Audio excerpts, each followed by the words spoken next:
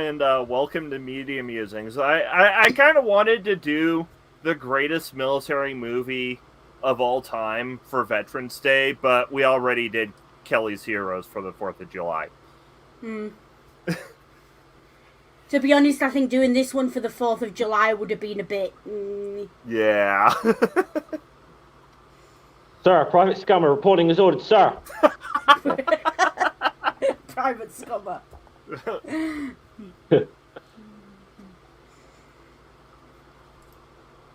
But, you know, second week of Kubrick month, and we're, and in belated honor of Veterans Day, we're covering Full Metal Jacket. And also, so just say, it is Remembrance Sunday here in the UK today as well. So It is, yeah. Yeah. So obviously, very timely. Yeah. But just on Remembrance Sunday, you all know I follow it. All respect to past, present, and future service members, and just Poppy's anti-jingoistic thing. You're donating to veterans' healthcare. Just do it. It's 50 pence out your life. Yeah. But yeah, that's all I've got to say on that. I'm not going to beat on about it. And so Full Metal Jacket was released just over a decade after the last Kubrick movie we covered. Whoa. Well, what? Hold on. What year? No, actually, over almost 20 2 years. I was going to say it was almost 20 years, wasn't it, between the 2001 and? Because I think this Full Metal Jacket was 1987. 1985 was the book. 2001 was 1968. So yeah, I cannot math. Yeah. It was a long time ago. Yeah. Not that you'd think that the way you hear American propagandists tell it. Yeah. You're forgetting. I wrote an entire undergraduate dissertation on this film. Yeah. So yeah, the history around this film. And we've got someone who, was both went through basic and also was deployed to what could be called the modern Vietnam. Yeah, they're definitely going to be writing about Afghanistan syndrome in 20 years' time. Yeah, and then you've just got me, who must have watched this movie about 60 times by now. Yeah. So, as anyone who may be watching this or watches this in the future would tell, we're all pretty pumped about this movie today.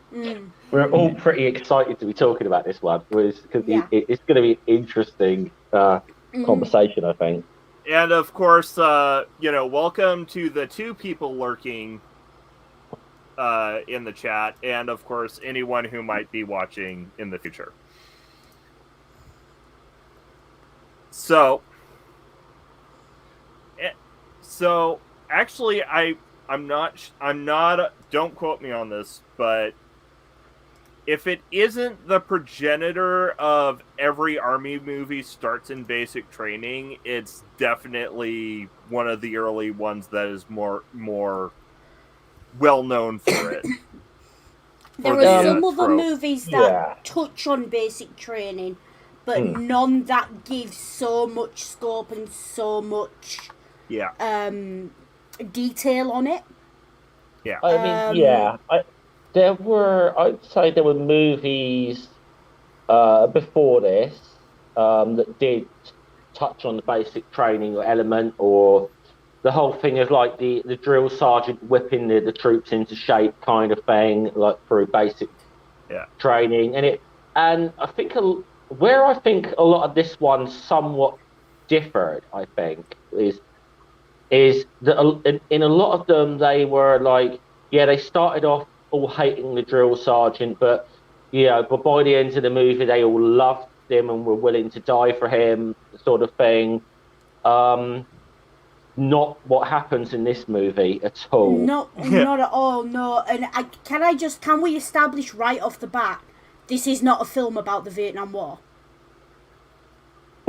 No, I'd go along with that. This is a film about much deeper themes than the Vietnam War. It's almost a character study of the American military mentality and almost propaganda with a backdrop onto the Vietnam War. Yeah. But you could take these characters and put them into any war and you'd get, give or take, the same film. Yeah. The Vietnam War is the backdrop because it was relevant. Yeah. And the thing about this film, because I rewatched it again this morning and I've not watched it for like 5 years. Was something this film does that other war films don't do. It doesn't actually comment on the morality or the ethics of war. It just presents you the war and says, what do you think? And it leaves you thinking because it doesn't tell you what to think. No, and that is very different especially in the American canon of Vietnam War films. That's a very different approach. Yeah. And of course, when looking at the military, the U.S. military mindset, the best place to look is the Marines because that's where it's most concentrated and distilled. Dialed up to 11, yeah. As well, with this film, we're talking about a genre of films, I'm academic hat on for a second, that started with the Green Berets. The Green Berets was the first Vietnam War film. Yeah. As we know, that was pure propaganda and a John Wayne wankfest. That's what that was, let's be honest. Yeah. He went to the White House with the idea for the film to try and promote the war. Now, this film, I want to talk about the dating of the film itself. Okay. Obviously, the film's well post-Vietnam, and it's very... If you said to me, what's one film I should watch that came out after Vietnam about Vietnam, I'd probably say this one. Because this is highly emblematic of the situation as it was post-Tet. Now, we do see the Tet Offensive happen in the film, and that's really important, because the Tet Offensive was 1989? Wait, 79. Wait. 66, I think, it was the Tet Offensive. I'm getting my dates all mixed up. Whenever the Tet Offensive was, you have to understand that in America, protests against the Vietnam War had already been happening for 4 years. Yeah. So there was no...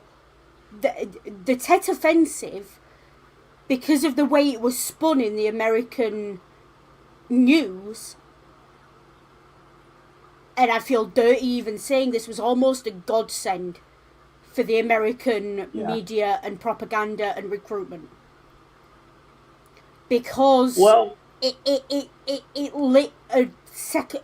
Yes, it was terrible, it was awful, but it lit a second fire, and there was a slight, very short-lived, but very slight increase in recruitment numbers after Tet.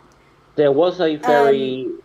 I was it put America on the defensive, and that's how they spun it. I'm going to say, because there's two couple of ways that you look at the... I think in a way that a war that was already polarized, America, got polarized even further by Tet.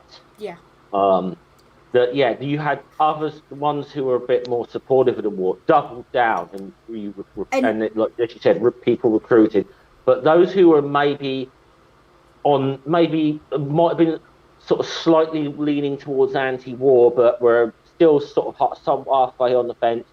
Game went right, so it worked in a way for recruiting. People it worked into its the way military, through, but also it was a recruit. It ended up being a godsend for the anti-war movement as well. It did, yeah. So, It cut both ways, but you also the understanding. You have to understand that there are still historians in America who will argue that America won the Tet Offensive. That it was one of the key battles leading to America winning the war. Now, they are right-wing historians, right? But they are historians. So you've got to be really careful about who you read. Like, be very careful with Harry Summers if you ever come across him. I think he believes that America won the war, but he's got a really convoluted way of looking at it. I would say interesting to read, but don't take it with a grain of salt, please. Yeah. These are I was gonna say one thing about this, but I was gonna save this later in the stream, but since we're talking about the Tet Offensive, what Ring is about to tell you is exactly why how you know America didn't win the Vietnam War. Go. Yeah. But okay, so while I was deployed to Afghanistan, we weren't allowed to use the word offensive because it gave because it reminded the brass of Tet. And that is a perfect example of what they call Vietnam syndrome. Yeah. Which are basically America has been refighting the Vietnam War in film, cinema, and media since the end of the Vietnam War, since before the end of the Vietnam War. I want to say a few things about that. What you just said, Noodle. Now, those guys, not historians or whatever, that will argue that America won the Tet Offensive, I see the logic in their reasoning to that. That in terms but I sometimes wonder if these are people who are supposed to be military historians, and I wonder if they've ever read Sun Tzu's Art of War. They have. It's on their basic reading list. Yeah, they actually use it to justify their argument. Yeah, which is weird because if there was one person who in the Vietnam War who studied that book, it was Vo Nguyen Giap, the commander of the Vietnamese forces. And yes, in a technical sense, you could argue that they won a lot of the battles that they fought off. They held the field at the end of the day, which is a sort of traditional. But it's a classic case of you can win all the battles and still lose a war. And then that's because of the nature of the Vietnam War. Then there was something said. Now I don't know if this story is true or if it's one of those sort of legends or whatever that's taken on a life of its own. That when they signed whatever the accords were, where America began pulling out of Vietnam, that there was one U.S. officer who very saltily said to one of the Vietnamese, you didn't actually beat us on the battlefield. And the Vietnamese guy responded, said, that's true, he says, but it's also irrelevant. That's one of those stories. I've heard that story before. Yeah. It's a bit iffily cited. Yeah, I take it with the same grain of salt I take laconic wit. Yeah. Yeah. It makes a good story, but I wasn't there in the room, and there's no one there who says who said that. I don't know how true. Like I said, I don't know how valid that story is, but there's a lot of truth in what was said. In that exchange, if it was true, that America could have won every battle in that war. Irrelevant. See, they lost that war. That is why. That is believing that to win the Vietnam War, America had to win all the battles is a fundamental misunderstanding of the nature of the Vietnam War. The Vietnam War was an internal civil war with external occupiers. It was, at its core, a guerrilla war. It was not a traditional battle lines drawn, trenches, etc. war. Although this film does borrow some imagery from First World War stuff that I'll talk about in a bit. The Vietnam War was not a typical war. And what you find is when you read the historians who try and argue that America won, they talk about strategy versus tactics. Now, you can't use strategy in guerrilla warfare. You can't have an overarching strategy because the nature of guerrilla warfare doesn't allow for it. But they will argue that because they had the superior strategy, they won. But only on paper if you fundamentally misunderstand the nature of Vietnam. And that's the geography, the people, and the war itself. To borrow a phrase from a different 80s movie, when it comes to guerrilla warfare, interesting game. The only way to win is not to play. Mm-hmm. Yeah. But, there's a lot of... Just be very careful who you read about Vietnam and make sure you know who they are and where they're coming from. Because there's some really convoluted concepts out there.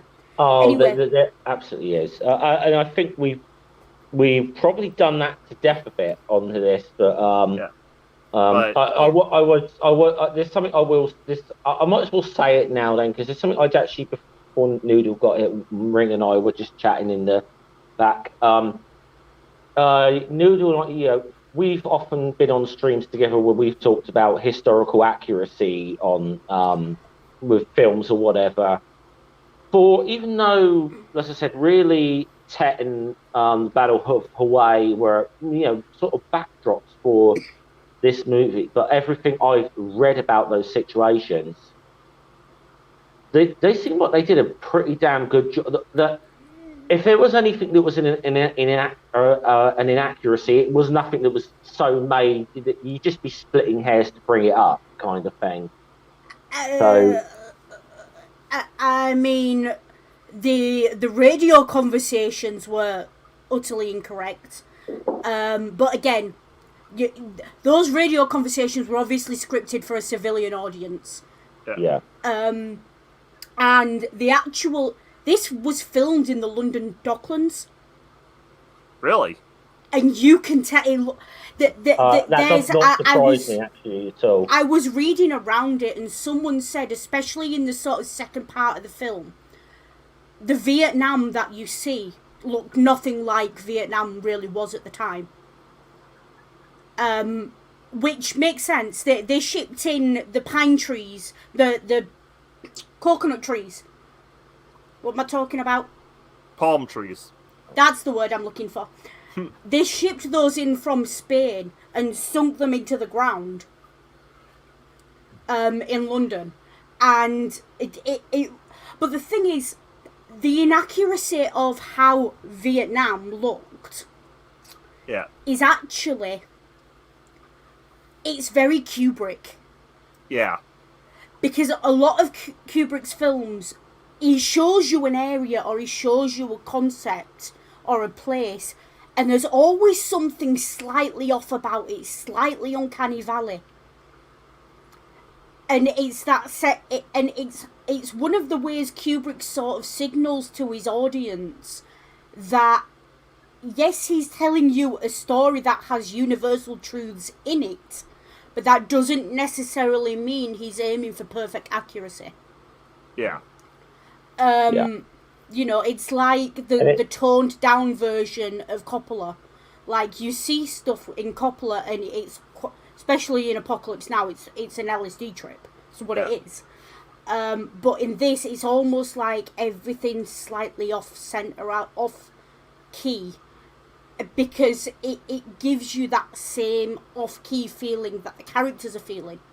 And it's really interesting with this film, because this film, only once or twice throughout the whole film, actually encourages us to share the emotions of the character on the screen.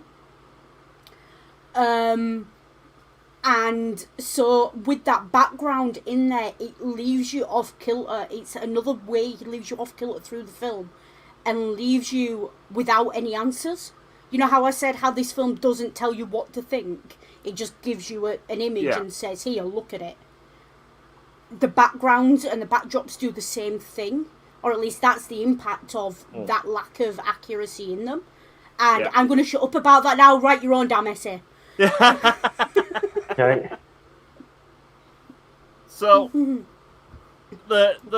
as we mentioned, the story begins with our protagonist just entering basic. In fact, the first shot of the movie is a bunch of new recruits getting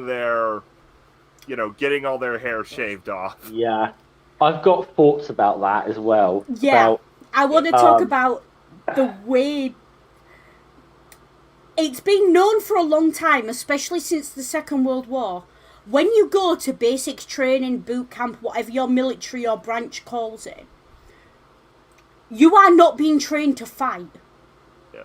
You are being desensitized to the horrors of war. You're being made fit and you're being taught the basics, but you're not actually being trained to fight. Boot camp and basic takes so long, not because it takes that long to teach you. You can teach someone to strip a rifle in an afternoon. It's not difficult. What you're being taught is that repetitive breaking down of your personality to replace it with something that can actually survive the horrors of warfare. And this montage really shows that. That was exactly, I think, the thoughts I have on this. That because a big part of this movie is, in a way, if there is, one theme that I think a lot of people always pick up on this movie, it is the process of dehumanizing young men and turning them into killers. That is, and you see, and I almost see that first scene of just with them having their head shaved is the first bit. That's the first step in their personalities being stripped away, and that's the first step in this process. Can I have a trigger warning on the screen for what I'm about to say next, please? Okay, hold on. Let me wait till it comes up and then I will say it. There is a reason the first thing they did to concentration camp victims is shave their heads. It's that same dehumanizing tactic. They talk about delousing and stuff, but it's that dehumanization, and people look very similar. If you line people up in the same clothes with shaved heads, and they're all the same race or nationality, it's going to be very hard to tell them apart if they're all at similar levels of fitness and heights. Yeah. You can get rid of the trigger warning now. Okay. Just to eliminate that point. Yeah, just because of what the example you were going to give. Yeah. But now, that. Go on, Ring. Now, while I will say that all the marching information had its place in historical warfare up until about World War I, because that's how battles were mainly fought, was in formations. Yeah. Nowadays, it's literally just a discipline tool. The only times you'll be marching out of basic is in ceremonies. Yeah. They don't even march in formation when they're crossing country or anything in the infantry, do they? No. Because that makes you an immediate target. Yeah. I mean, as I said, but as I said, the idea of standing up and fighting in ranks and files is something that is long gone by the time of certainly this movie set, but it is but it is that for a good example of that, watch Saving Private Ryan, the moment where the young lad goes to salute the lieutenant, they're American, lieutenant, although what he's doing in there all that time I don't know, and the other guy yanks his arm down and nearly knocks him flat and says to him, "What the hell are you doing? You don't salute an officer, especially when I'm stood next to him." Because you don't know where the snipers are watching. I said Forrest Gump, I think that was in as well, wasn't it? They brought that up. I think it was in Forrest Gump as well, but it was in... I remember it in Saving Private Ryan. while we're on Forrest Gump, I'll say one of my other favourite drill sergeants in movie history was the drill sergeant in Forrest Gump, with the one with um to like, Private Gump, why did you do this? It's because you told me to, drill sergeant. God damn it, Gump! That is the most intelligent answer I've ever heard. You are going to be a goddamn general someday. I thought that was just because I've known some, should we say, former British Army NCOs. And I used to think I told you I used to do historical like battle reenactments, American Civil War. Yeah. And I will tell you now that that sort of thing does seem to attract some former military types. And there's a few, shall we say, former NCOs from the British Army were there, and you get standing around them a bit when they're kind of when they're doing the reenacting. It was like they're larping back to their old days. They get into that kind of mode a little bit, and you're like, yeah, I could see them saying stuff like that. The sort of, even though, you know, I mean, there's a certain sort of humor in some of the jokes or sayings that obviously do transfer to the American military as well, because Gunnery Sergeant, I've heard a lot of this from British Army people. Gunnery Sergeant Hartman has a hell of a lot of these little quirks that I've noticed. Well, Emery actually did over-drill himself, and I'm sure we'll talk about that in more depth. Yeah. He actually came up with that on the spot himself, and then Kubrick could be tapping away, typing the script, and then he'd have to remember what he said for the next take. Yeah. Which is, you know, well, I think apparently that gave him problems. Well, well, let's just get into it now, because I mean, we are talking about the basic, and you know, Lee Emery is the basic sequence. Largely. Also, pro tip for non-Americans, you can spot the difference between an American soldier and an American Marine. An American soldier will call it basic, a Marine will call it boot camp. Yeah. And in Britain, it's known as boot camp here. Yeah. And that confused me for years, so just, that's the difference. But, because, you know, Lee was brought on as essentially a consultant, and then was given the role by Kubrick after, you know, submitting a recording of him, you know, going full drill sergeant.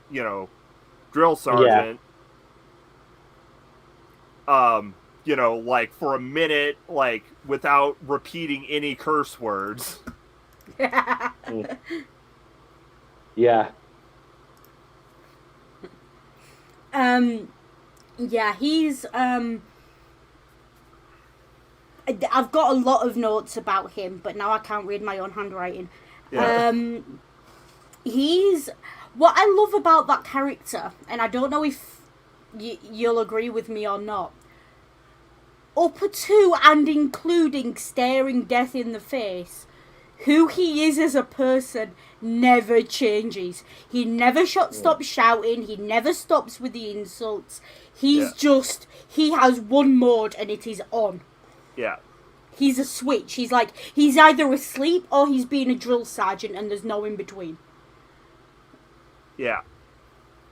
And, like... But... Go on. And, like, having gone through basic, you only see the drill sergeants as drill sergeants. They have a... Like... They have a, you know, persona that, you know, that they put on, and you never see anything other than that while they're on the clock, and you never see them when they're off the clock. Yeah. So two things about that. First of all, obviously the scene in the bathroom when he's in his skivvies and his top hat. Yeah.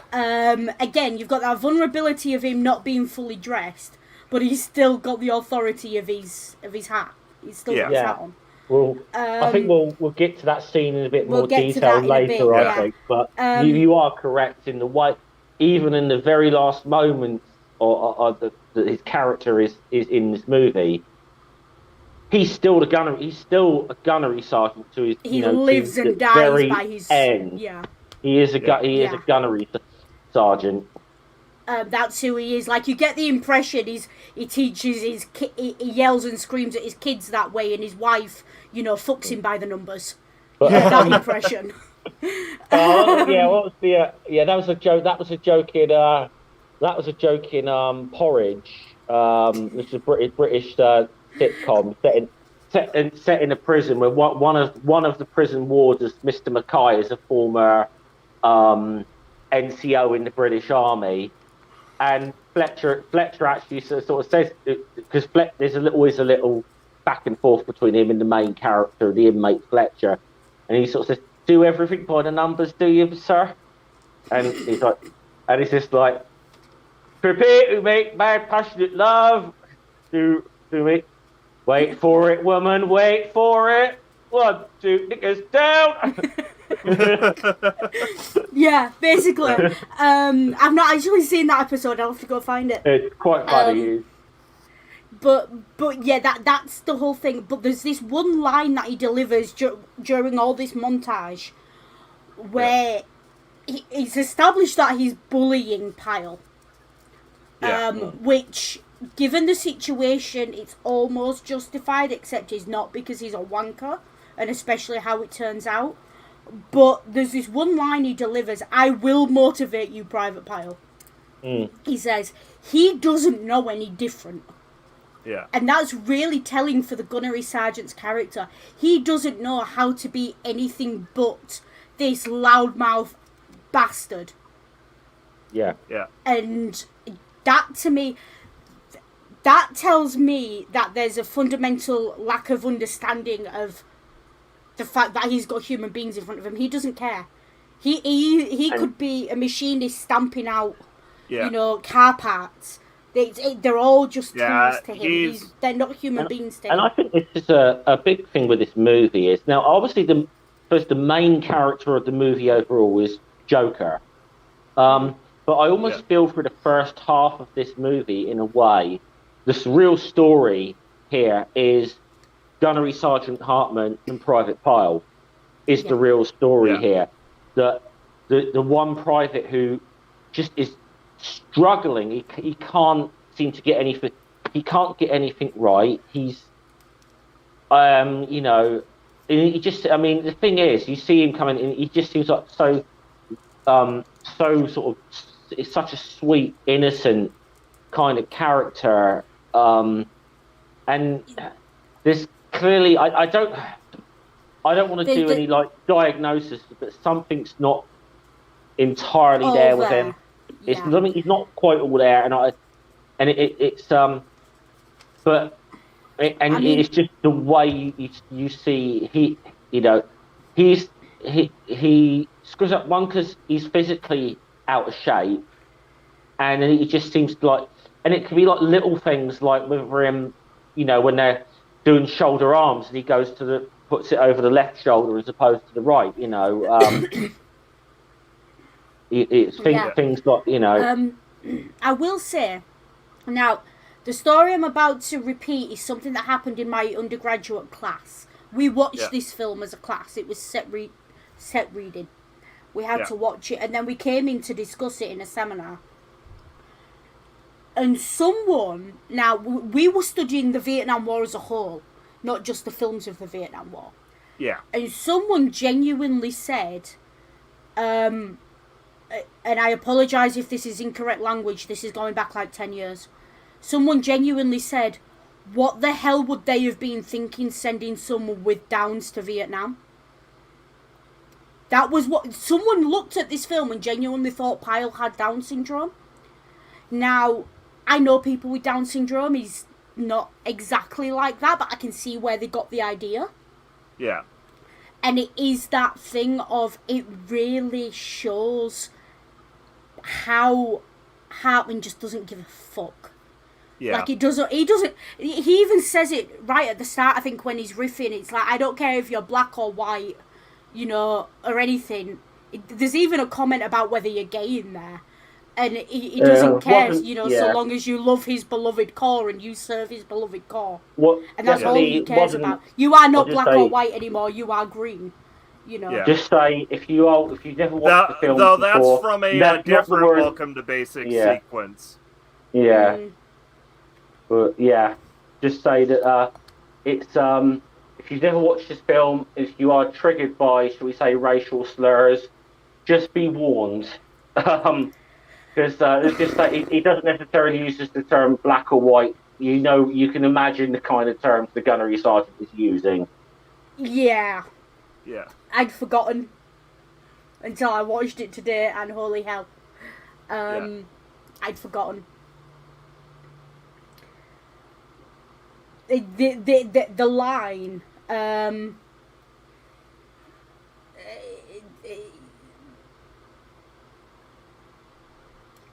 the line is, there is no racial bigotry here.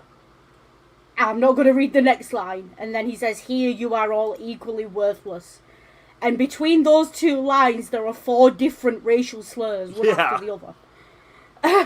And after saying, and I'll just point this out, after saying that there is no racial bigotry here, the first thing he does is pick on one of the black recruits and makes references to fried chicken and watermelon. So, okay. Yeah, there's no racial bigotry here. I take issue with this, right? I take issue with the fact that saying someone likes fried chicken and watermelon is racist. Because if you don't like fried chicken and watermelon, there's something fundamentally wrong with you. Okay? There's a long historical context to that. Yeah, there is a long historical commentary there, but I always take issue with that being posed as a racist thing. Like, I like good food. Why is that an insult? It's more, playing into the, it's more, imprinting a stereotype onto someone. Yeah, I do have to admit as well, to me this is funny. I find this funny.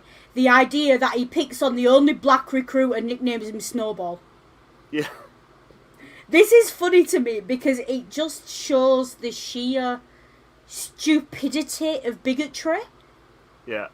And it fits with the character. And with the gunnery sergeant, you've either got to laugh at him, because if you don't laugh at him, you'll hate him. He's like that. He's that old, great uncle you sit in the corner of the room at family gatherings and ignore. Yeah. Because he will say something racist, and you've just got to laugh, because if you don't, you'll cry.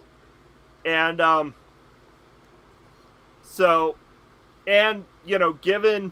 given all of the, all of the nicknames, every character's got a nickname except for, Gunnery Sergeant Hartman. And he is right, he does. They're all as equally derogatory as the next. Yeah. And again, this is part of the whole taking away, their previous identities or whatever. We do. The one guy I think we do actually hear his actual name is Pyle. His real name's Leonard Lawrence. Yeah. He's the one character we hear his real name. But we see Joker's name on his PT kit, but we don't actually hear it said out loud. Yeah. But I will say, there is and the whole everybody gets a nickname thing is fairly accurate. The only thing is, the main inaccuracy is there is no private alphabet. Eh? So every unit has a private alphabet. And they're called that because their last name has every letter of the alphabet in it. And it's impronounceable. So, which tells me straight away they're probably Polish if they're in the American army. Or Polish descent. No, they're either Eastern European or Southeast Asian. Yeah. Or Filipino. Sense. Yep.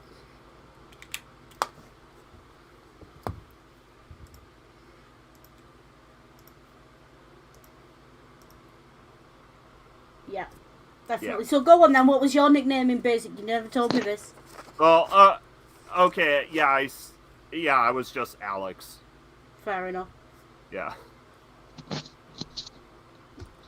Although I think Private Ring would have been a good nickname. Can you imagine the jokes though? Yeah. Yes, actually, yeah. Okay, on second thought. Second thoughts, no, I like my partner with their mental health intact, thank you. Yeah.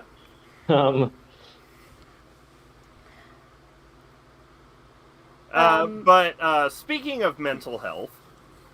Yeah. So, I think that's a pretty good way to segue into, shall we say, the descent of Private Pile. Yeah. Now, he does start to learn when he's put with Joker, and we see that. And we do see the slow development of the I'm gonna call it the Joker eyes.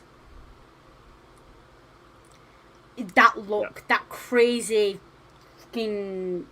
Let me see your war face. Yeah. Not even that, face. Just the eyes down and the. That look. And we see that slow descent, but he does learn with Joker. I think for me, the tipping point for Private Pile is the bars of soap. Yeah. But it is specifically, it's not when everyone attacks him, it's when Joker does it. Because Joker was his friend, Joker was helping him. Yeah. And when Joker does it, not just once, but then goes in again and again. Yeah. That, I think, is what tips Pile over the edge. And that scene, because it's very telling as well that for context, and again, this is spoilers, but it's a what has happened movie.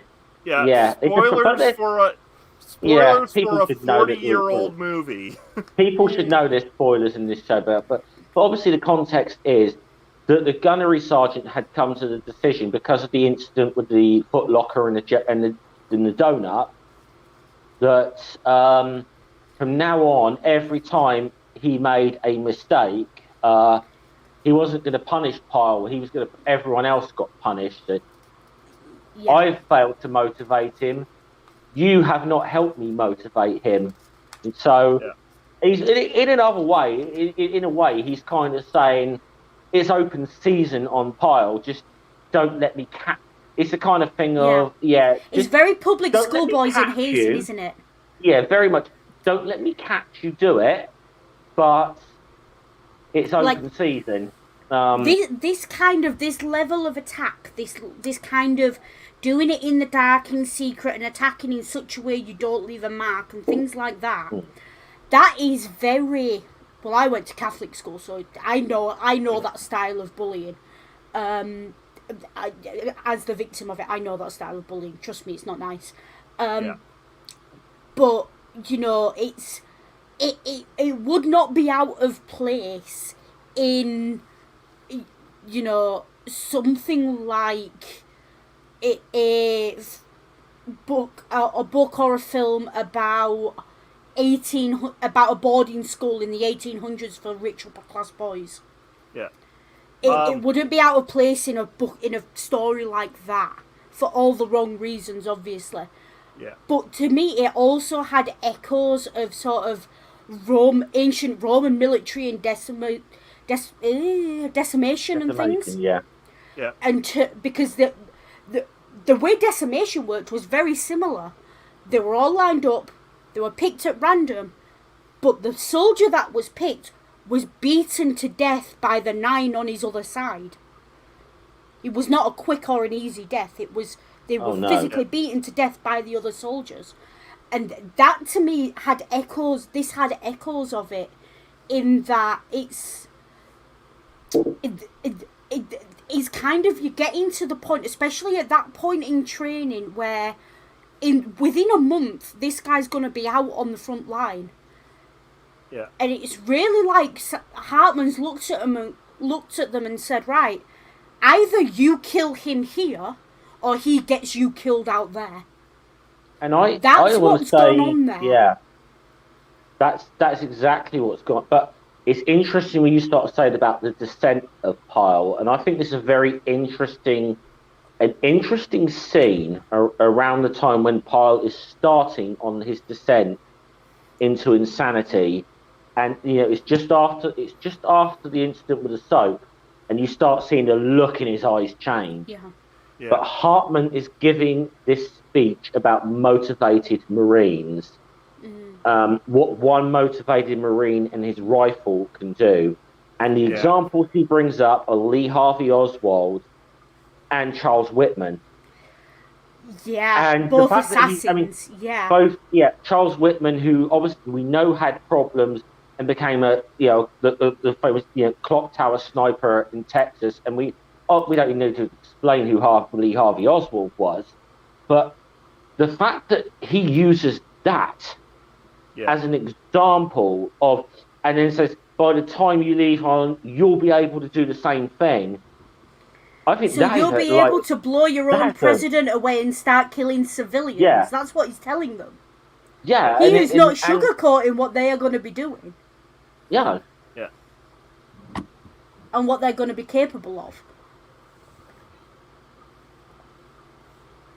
So it's a really...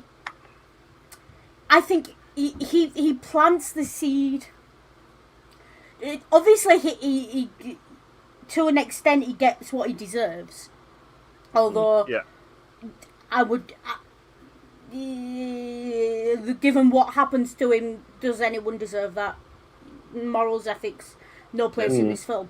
But he plants the seed in Pyle's mind of what he can actually do.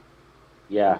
Yeah. And I don't think he realised that when he was saying about a motivated Marine being motivated to kill, that necessarily that one of these people was going to be motivated to kill him. I don't think that occurred to him for a second when making that speech. Yeah, and that's kind of what I was getting at, of he doesn't know how to be anything but Gunnery Sergeant Hartman. Yeah. It genuinely doesn't occur to him that he is doing anything to these men that they don't need him to do. There's even the line really early on where he says, "You will hate me, but you will... You'll learn. The more you hate me, the more you will learn." And the thing is, that is, again, going back to this comparison with public school boys and education. That's a mentality that, I hate to say it, I've had teachers with that mentality. You will hate me. It's the old Lewis Carroll quote, isn't it? Life is a hard teacher, but you learn, my God, do you learn. Oh, is it C.S. Carroll? I can't remember. I have heard the quote. I just can't remember who it's actually. But it is that, and I think you have to understand. Emery put them all through this. Like, the actors didn't want to... They thought they could just pick it up when it was their turn, and the stunt doubles could do the bit extra bits. He basically drilled them on set to get them looking like that, because you can't fake that. But the guy who played Pyle actually blew his knee out doing this. You know the bit where they're climbing up they look like miniature goalposts that get bigger and bigger? Yeah. The Jacob's ladder. Kept falling, the Jacob's ladder, he kept falling down. He blew his knee out doing that. And actually, there's scenes later on in the film where he's wearing a leg brace because he blew his knee out doing that. I mean, that's not the Jacob's ladder. I don't know. Not the Jacob's ladder. They're like little goalposts that go up. I know the obstacle you mean. But I actually have to say, really, that if we're talking about, and I actually think to me, you may disagree. I don't know. As acting performances in this movie, the two that stand out are Emery as the drill sergeant and Vincent D'Onofrio as Pyle. These are the two absolute standouts in terms of, should we say, actors in this movie. You really go away. That you really, and even like Joker's the main character. he doesn't leave as much of an impression on me as Hartman or Pyle did. That's mostly, I think that's intentional because Joker, while Joker's the main character, Joker isn't the protagonist. Joker is the viewpoint. I was just about to say that this is an example of a film.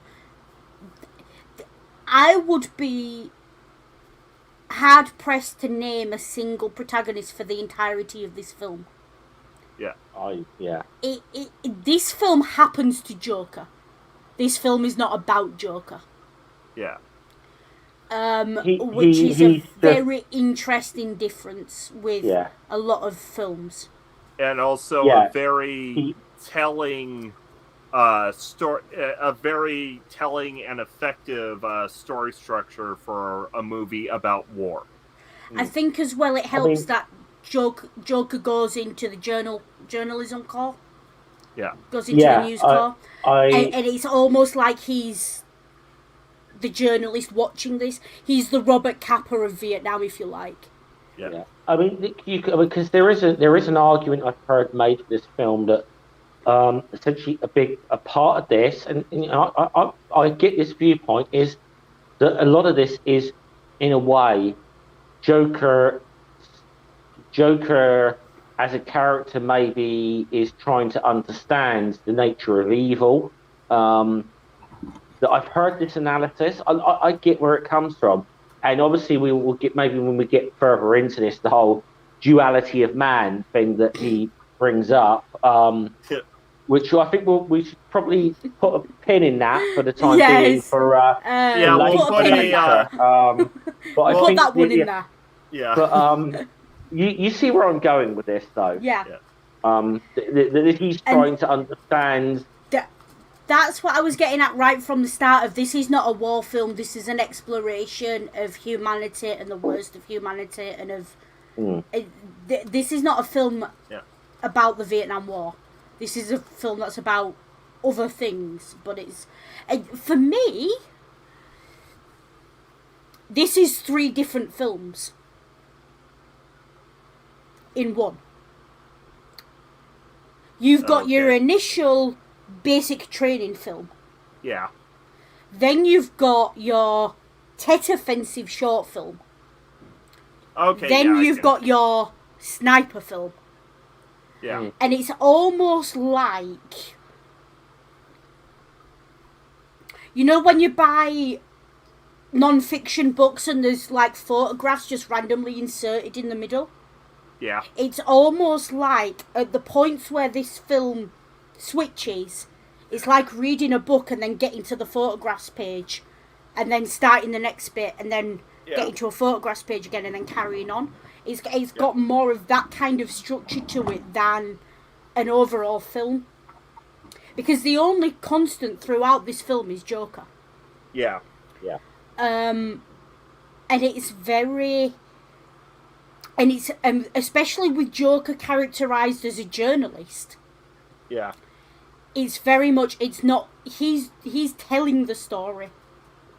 He's not the story. Yeah, Joker's... Which any good journalist knows to keep themselves out of the story. And because this is the thing, it's just like every so often within this movie, just to remind you that, Joker is the main thread throughout this film. You do get the little, monologues from Joker that are, which you can maybe interpret as sort of like diary entries or something. You can interpret that how you will, but where are we plot-wise? Because we got from the Descent of Private. We are plot-wise just hitting the bathroom scene. Yeah, I think that's so. Should I tell my own Private Pyle story now or after we discuss the bathroom scene? Tell it. What do you think? Which one? The one about you or the one about someone you know? What do you mean, the one about me? We have a different experience of your time in Afghanistan. Don't worry, Ring did not shoot anyone. Ring did not kill any senior officers. I just had yeah. Even if Ring wanted to at times, but we will. Yes, that's the point I'm making. Yeah. Scummer, there was a point I wanted to get on a plane and go out there and do something about it. So let's just not go there. I'll say something about that. Look, anybody's ever watched the old series about the Napoleonic Wars, Sharp, and some of the things he said about when he's dressed down, he's actually saying some stuff in front of some of the hoity-toity officers. And he says, I don't care what bloody side they're on, whether they're French, British, or whatever. A bad officer is best off fucking dead. That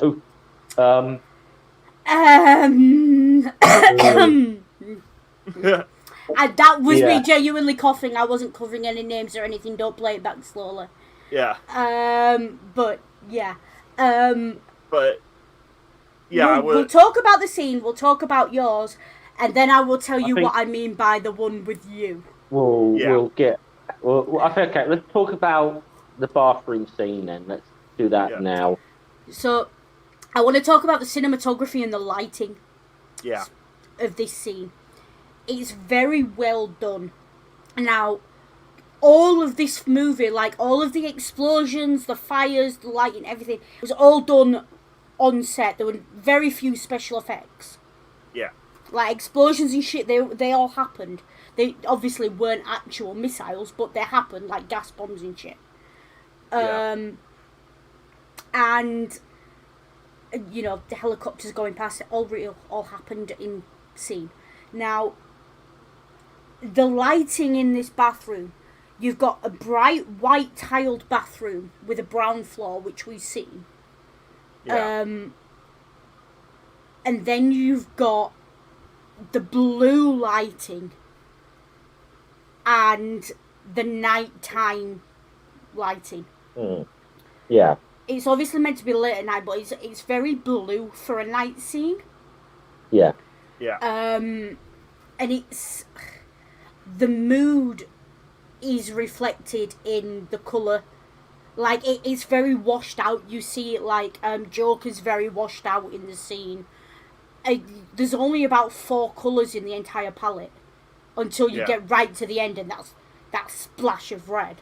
It's almost. I've just said the word splash of red, and my brain's just pinged and gone red coat. It almost has that impact on this scene of blue, blue, blue, blue, blue, blue, white, blue, white, blue, white, blue, white, red. Yeah, or blue, it's blue, very blue, much little bit of brown. Not even little bit of brown. You don't see a lot of that. It's just all dark thing, and then the brightness of the red blood just really is so visually striking. Yeah. I think it's very. I would put it on a par with visually and cinematically with the way Schindler's List was done with the girl in the red coat. Well, I mean, I haven't seen Schindler's List, but the way you were talking about it, my mind went to John Wick. Yeah, the John Wick scene where he goes into the nightclub and it's all... Yeah. Kind of, but yeah. Schindler's List is all in black and white except for one girl's red coat that you see, and then it goes to colour at the end as well. I think everything about this scene comes together, with the atmospheric thing, not with just the visual aesthetic, but even like the little tiny bit of background music that you've got, which is obviously it's not massive, but it's there and sort of sets the tone of this scene as well. And then obviously you get into the scene itself and the interaction with what comes.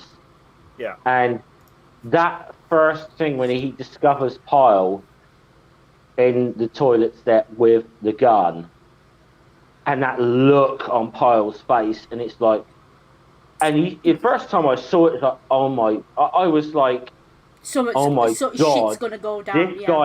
This guy is is a complete psychopath now. It's got that, and it looks Yeah. evil. I mean, it's like Hannibal Lecter meets the Joker, isn't it? It's really actually it is basically Private Joker meets the Joker. Yeah, and it is. I will say the direction Kubrick gave him the night before they shot this, because they shot this early morning. The night before, as he was leaving, because I listened to the film commentary, he said Kubrick stopped him on his way as he was leaving and said, "You know what you're doing tomorrow?" And he said, "Yes." And he says, "I want it to be Lon Chaney. I want Lon Chaney," which is this famous black and white movie horror actor. I think I'm pronouncing his name right. Is it Lon Chaney? Hi, Granny. By the way. Hey, Granny. He starred in roles such as Hunchback of Notre Dame and The Phantom of the Opera.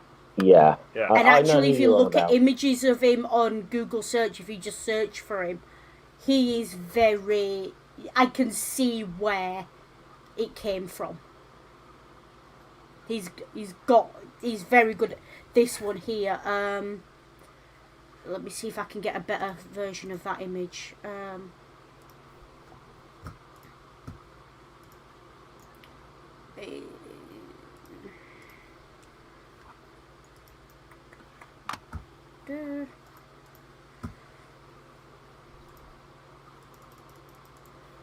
Can I share my screen for a second and show you this? Yep.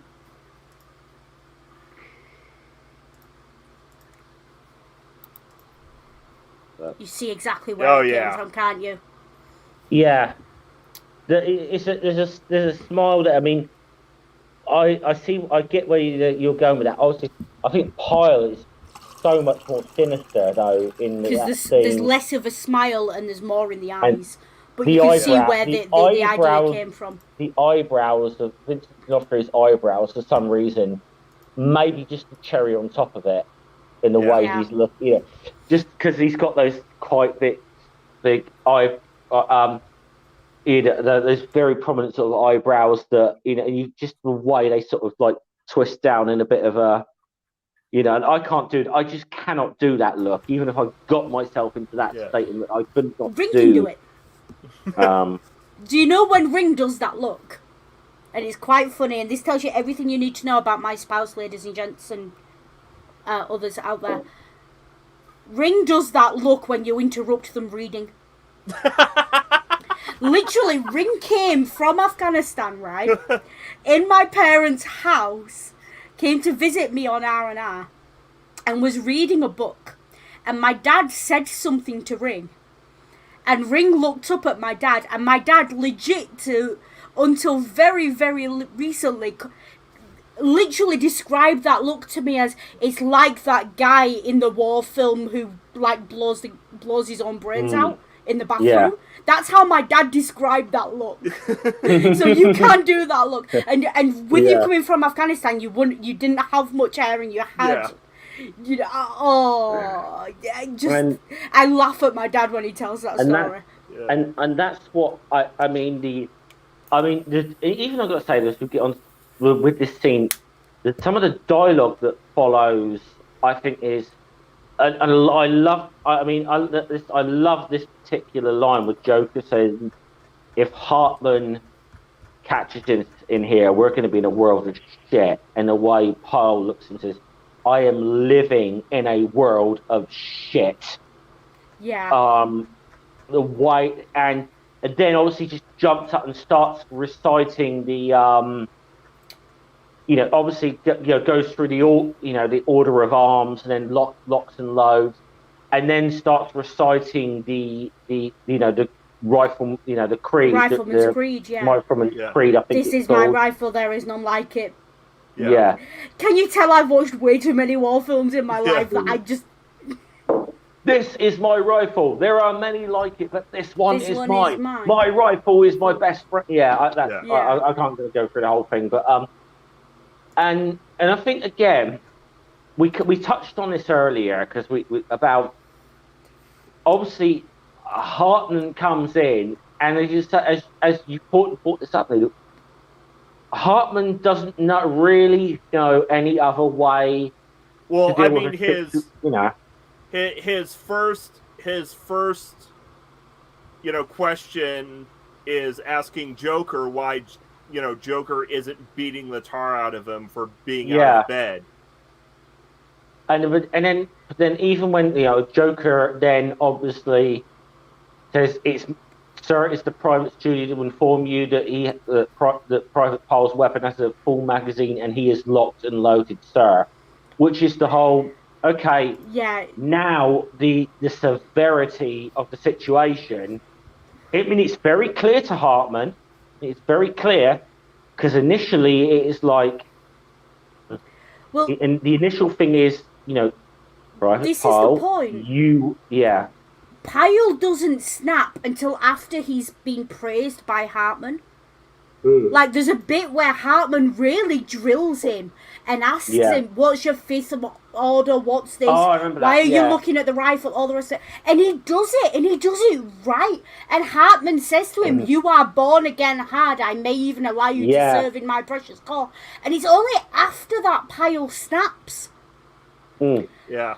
And it's almost like Pyle was biding his time to get good enough to do it. Yeah, there was two things. There was twice in the movie where he actually praised Pyle.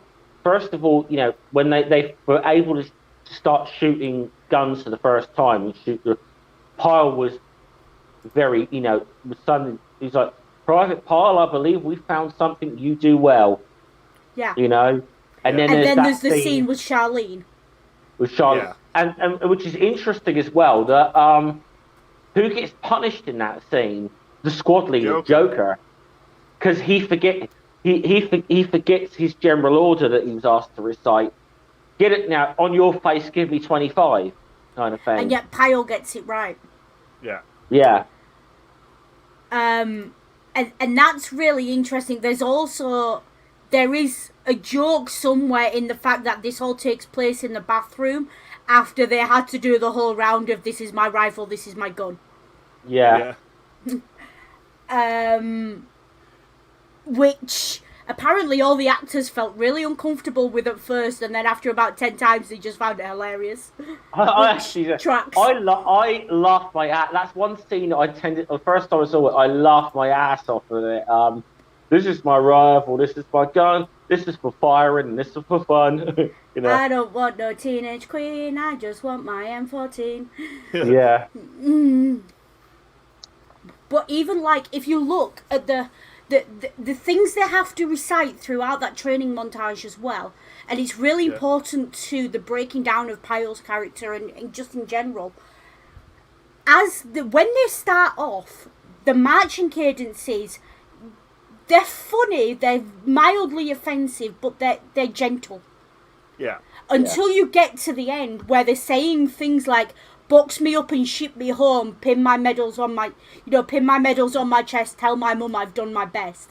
They are mentally preparing these guys for dying. Well, they're preparing these guys to die and to laugh about it. And they get more and more vicious as the training goes on to those marching cadences. One quick little thing about, that particular little line when they're singing the song, pin my medals on my chest, tell my mum I did my best. I hear that, I immediately thought of the whole Spartan thing of on your shield or with your shield on it.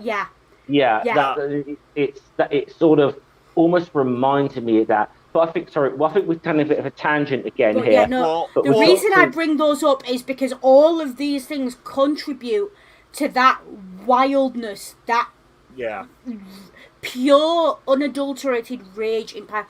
And you called him a psychopath, Scummer, and I think I see what you're getting at. But obviously, studying psych, I have a little bit of a knowledge of psychopath and psychopathy. Psychopaths, that's not how a psychopath presents. But I see what you're getting at. In the media parlance, that is a full-on psychopath. That's a fucking whack job.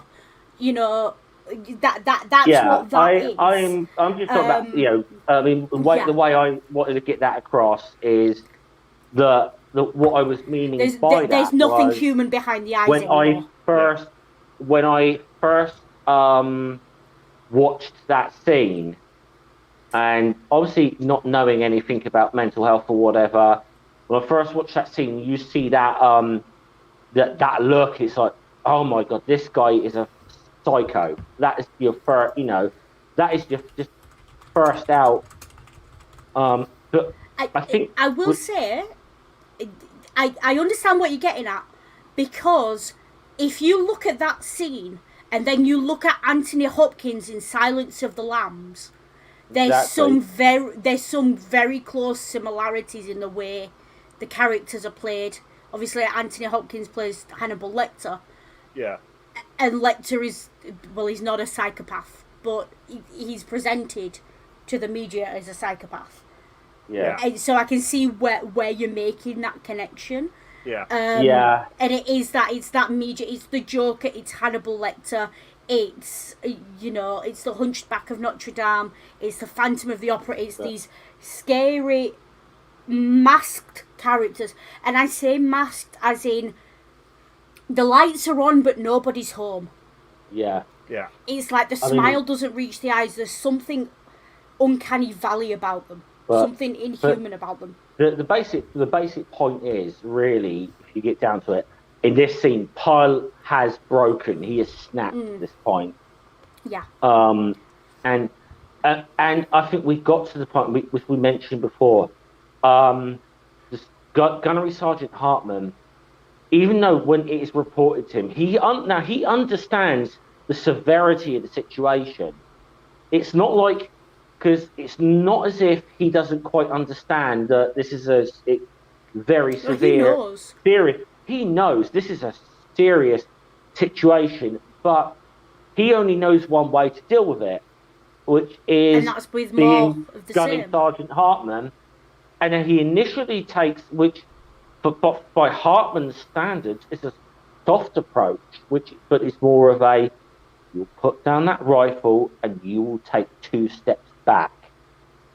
And then Pyle instead points the gun at him. And then we get to what's the title of this stream. What is your major malfunction? Yeah. And cusses him out, did your mummy and daddy not show you? Bang. Yeah. There's the end of Hartman. And I think as well, it's very telling that Private Pyle was never more the consummate Marine than in that moment. Yeah. It's a clear shot. His weapons set. He's everything's. He's almost tunnel vision into being that killing machine that they're trying to create. And that's a real commentary on the whole dehumanizing process of training military and people. And you could almost read this as in a way of Hartman, like, hey, this is the monster you created. Yeah. Now you're going to face the consequences of that, in a way, It very much is. Yeah. It very much is. It's the consequences of your own actions. Yeah. And it's quite interesting that the dynamic between Hartman and Pyle is almost a microcosm of a few things that come along later in the film, and of the wider political spectrum. If you take Hartman as, the all-powerful US military, and Pyle as the underling who can't conform. Yeah. And the way, let's be honest, in Vietnam, America got its guts shot out of it. Yeah. It's almost a commentary on the entire war, what goes on with Pyle and Hartman. But it's also, I think, a commentary on humanity itself, and what the pressure to conform can do to a person. Yeah. There's definitely a reading there for that. Whether that's what Kubrick intended, but I wouldn't put it past Kubrick, because he's a very intelligent director. And the fact that Joker, the smart mouth, the smart ass who's always got a quip, always got an answer, watches this entire scene and doesn't say a fucking word. Yeah. And that moment changes Joker as well.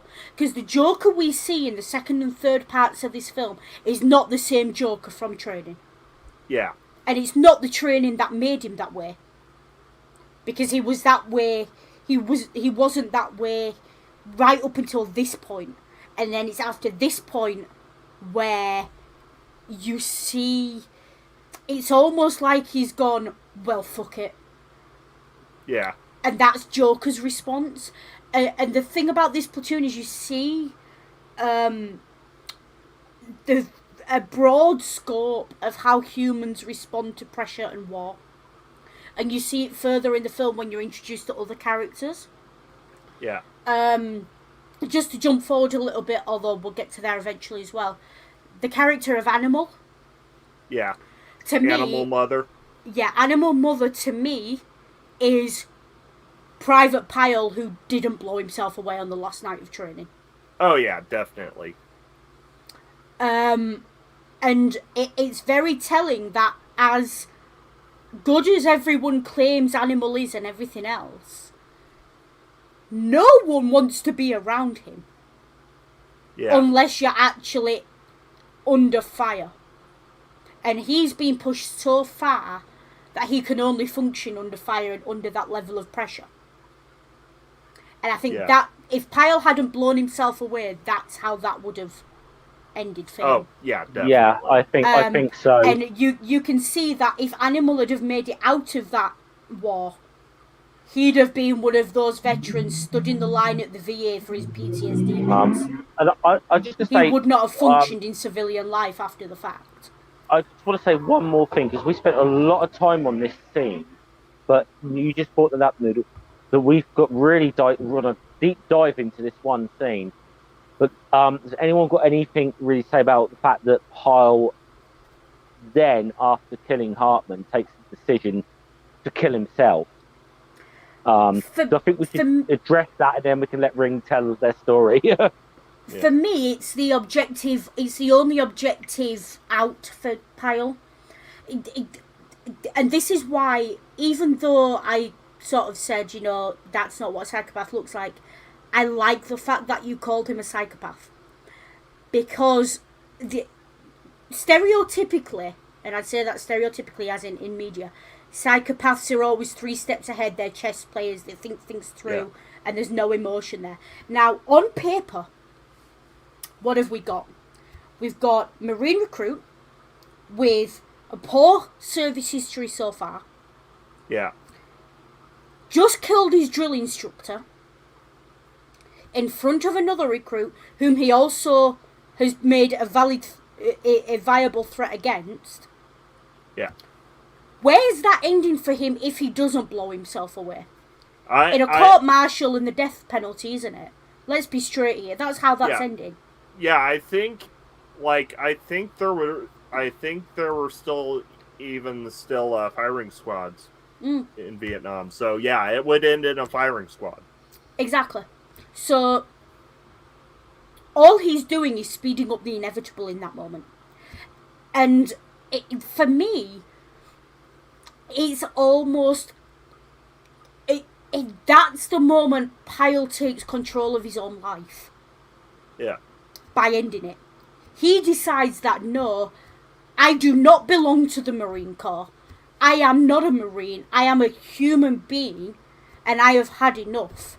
And he decides in that moment that no possible outcome is preferable to death. Or because he does all that. And it's very telling that he would rather blow himself away than carry on as a Marine. Though, there is... And it's quite obvious, that he walked into that bathroom initially fully intending to blow himself away. Yeah.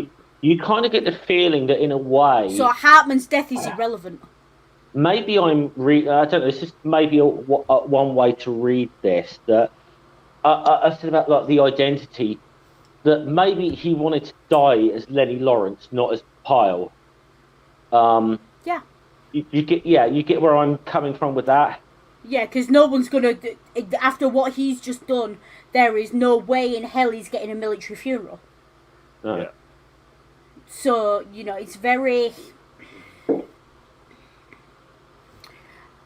But there's a lot of identity politics going on there, and I don't mean identity politics as in 2001 terms, I mean in film terms. But there's also... He's trapped. He's got no other way out. And the thing is, he had no other way out when he walked into that bathroom. Yeah. He walked into that bathroom with his rifle and with ammunition. And the fact that he carried it with ammunition is important, because he loaded it deliberately. And I think if Hartman hadn't have walked in, he'd have still blown himself away. And that's what matters. In that final moment, Hartman is irrelevant to what he chose to do. Yeah. Yeah. And okay, I was just going to say, because Ring, I think you probably have the story to tell now, because we've spent about like 25 minutes on this one scene, and I know because it is such an important scene in the movie. So I like I teased on Twitter and a few minutes earlier. I do have my own private pile story. See, when I was in basic... Hold on, I need a drink to listen to this. Yeah. This is stressful, I need more alcohol. Should I put up a trigger warning? No, it's just stressful to me because I'm married to you and I love you. Yeah. Whereas, it's just stressful to me. So, my platoon was kind of split up in terms of barracks, because our barracks was used as the female barracks, so all the guys were split up amongst the other platoons. And in the barracks I was sleeping in, there was this other recruit for that platoon, who we all called Squidward, because he talked like this and kind of walked around like Squidward. And at first, we thought Squidward was, a stand-up guy, because he'd volunteer to take other people's fire watches for them and let them sleep. Well, you'll have to explain what Firewatch is.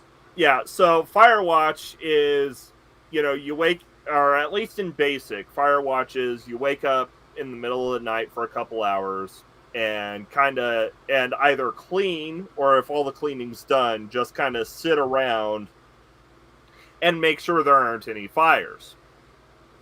Essentially on a guard duty, is that? Yeah. Well, and like Private Pile, Squidward was caught hiding contraband in amongst his personal possessions, though it was not a jelly donut. It was matches smuggled out of his MREs. See, what Squidward was actually doing on all these fire watches is he was huffing chemicals and planning to burn us all in our sleep. So yeah. I will ask, I just want to ask a question, and don't say his name, but do you actually know that guy's real name? Yes. Okay. Would you know it if it wasn't printed on the front of his shirt? His name is probably one of the few names I actually remember from Basic. Yeah, I'm not surprised with a story like that, but before then, would you have known his name? Not really. It's everything you need to know, isn't it? It's the dehumanization and the nicknames and everything else. Now, I did say I would tell you the other version. Yeah. Folks, you have not known fear until the person you love is talking to you from a war zone while cleaning their weapon and telling you how miserable and depressed they are. And then the camera goes black and all you hear is click, click, click of them loading the weapon. I was so freaked out, I rang the American Embassy in England and told them one of their soldiers, redacted where Ring was, is about to blow themselves away, go check on them. I was freaked. Because Ring went through hell on deployment, and I'm sure you won't mind me saying, Ring had a nasty ass sergeant. Like, our personal private nickname for this sergeant is that Nazi fucker. Yeah. That's our nickname for that guy, because he made quite a few racist comments to Ring about the fact that they were dating me at the time. Yeah. And was very keen to know what religion I was and my family history going back 3 generations. Which, I don't even know my family history going back 3 generations. You tell me, asshole. And for the sake of the peace of mind of the audience, Ring wasn't actually that depressed. It was literally just the camera went off and Ring was cleaning our weapon. Yeah, but I freaked because of the conversation we'd been having. I think I'm entitled. And there wasn't any ammo involved. I was literally just like putting the bolt back in. Yeah, well, that's what I heard. But if you can't, I can picture I'm a that, civilian. If you can't see, visualize what Ring is doing, I don't know that much. I know a little about guns. I'm not a expert. But if you heard that clicking, you're kind of like click, click. That to me sounds like someone loading a gun, doesn't it? Someone's loaded a gun here. Yeah, I can understand why that would immediately go to your mind, especially if you can't actually see what is happening. Yeah. And I knew Ring had to carry a weapon. So obviously that's where my mind's gonna go. I know you got your own nickname for him. I'll just say Drill Sergeant Asshole from now on. But oh no, I to put it into perspective, this sergeant saw a picture of me on Ring's desk and asked, quote, "Where is she really from?" And wanted to know my family history. And wanted to know if I was Muslim or not. Which, okay, but why is that relevant? I look like a school teacher with my glasses like this. Also, he was just a wanker all in all. Also, I knew him as he was a recent promotion, as in so recent that even though I was only in the unit for a couple of months, I had known him as a specialist. So basically, he'd been at the same rank as you at some point, and the power trip had gone to his head. I was a private first class at the time, so no. Yeah, but he'd come up through the ranks, but it had gone straight to his head, and he just He got the stripes, and then was like, which I think does happen. He didn't even get the stripes. He got his rocker. Okay. No, I think the term would be stripes. Yeah, but the sergeant thing is actually a rocker at the bottom, isn't it? No, that's sergeant first class. Just sergeant. Specialist is the teardrop. No, specialist is the shield, because sham shield. The thing at the bottom, the bottom rocker thing is like first sergeant. And again, my knowledge, unfortunately, most of my knowledge of, like, shall we say, American military drills and that comes from the American Civil War. So that's how out of state I am. So, I'm familiar with like Kate Hardy's and Casey's manual, but drill manuals. That's kind of my knowledge. Okay. So a brief overview of military rank insignia in the U.S. Army. First, you have your just privates, your E1s, which are called fuzzies because they have no insignia, So it's just the Velcro patch, like the Velcro-less patch on the uniform. Someone told me that was because the hair started to grow back from basic, so they were fuzzy. Nope. It's because there's no rank patch there, so That it's just the sense. Yeah. Then you have your E2s, which is PFCs. No, which are still privates. Oh right, okay. But they have the one chevron. And then you have the private first class PFC, which is the teardrop.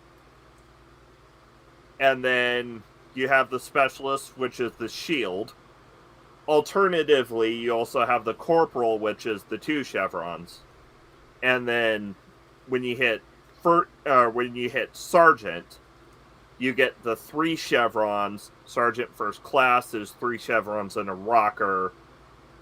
No, staff sergeant is 3 chevrons and a rocker. Sergeant first class, 3 chevrons, 2 rockers. 2 rockers, Master sergeant, 3 chevrons, 3 rockers. And then you get to sergeant major and command sergeant major. Okay. Imagine all the things you could know if you didn't have that bullshit clogged up in your brain. I know a little bit about, because you don't have lance corporals in the US Army. You don't have that title, but that's kind of like somewhere between a private and a corporal. Yeah, no, they that's don't. the British Army. But they have privates first class. We just go from private to lance corporal in the UK. Yeah. Yes. So I feel like private first class and lance corporal is first class and lance corporal is about the same ish. Similar, yeah. If you were trying to compare, but don't because it's messy.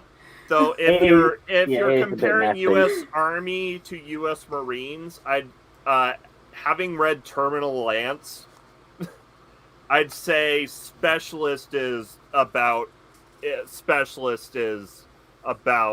equivalent to lance corporal.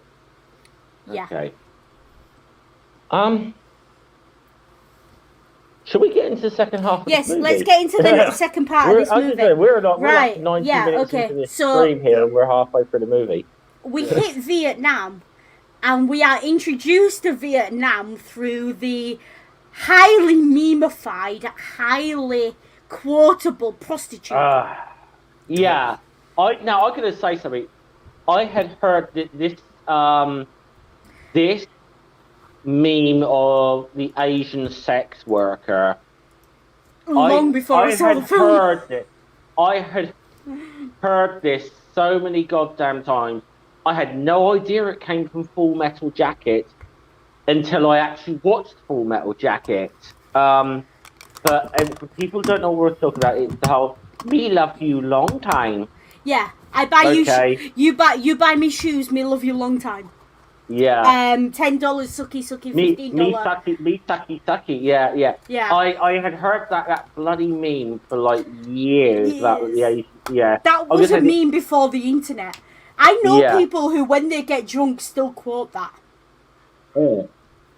And they are not on Twitter, I promise.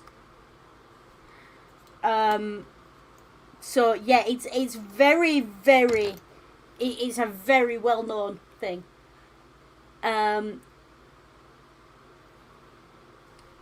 Yeah, and but I think what's interesting about, this whole, I'm not going to use the racist slang that they use for the Vietnamese people. People probably know the word, but I'm not going to repeat it. But yes, let's not. But there's,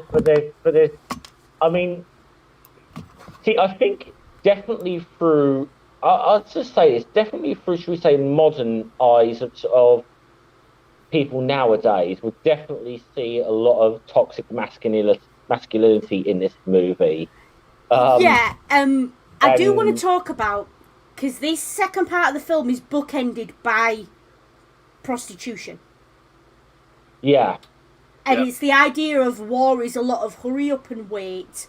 it's a lot of waiting around for something to happen, and it's a lot of screwing around and, you know. Yeah. Why do you think soldiers have got time to go out and frigging shop markets and see the sights?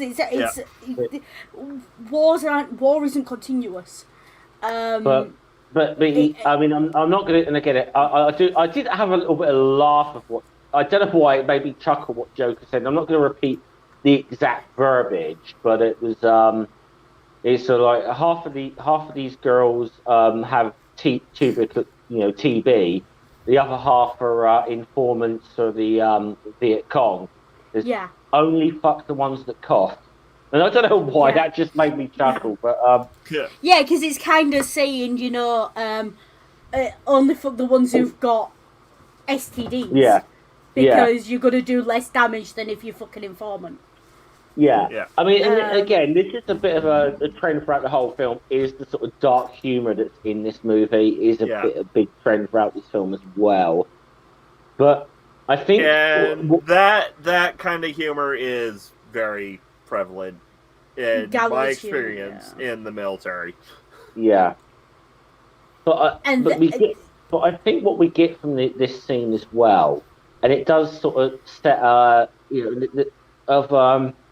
I think an attitude that was on the ground at the time in Vietnam, because it then leads to a scene where his friend Rafterman gets his camera stolen and whatever, and it was a Nikon as well.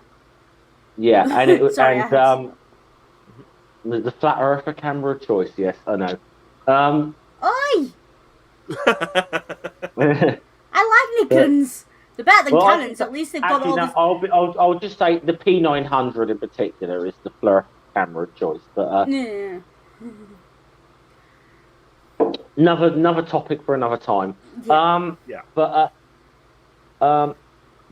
there's the whole thing of a certain frustration of the American troops or whatever, who are like, look, we're supposed to be here for these people, and they feel like they get fucked over by the Vietnamese at every and this becomes a very recurring theme throughout this this movie with the American attitudes towards the Vietnamese people. There's one thing that the Americans didn't understand when they went in there and didn't tell their soldiers. They weren't welcome in Vietnam. They weren't wanted there. Yeah. No, and they didn't tell the soldiers that, and the soldiers only realised that once they got there. And they were bitter. Yeah. Because they were putting their lives on the line when they didn't. They to their minds, they didn't need to be there because they weren't welcome. So what the hell? Yeah, they weren't there to help the Vietnamese. They were there to help the French. Yeah. Yeah. And more importantly, they were there to help the interests of people who were at home waving the flag but who had bone spurs, you know. Yeah. I had the biggest and the best bone spurs. They were huge. I see. I didn't even have to say a name and bring one there. Well, I'll give you another example of another right-wing fucking crackpot. Certain rock musician who was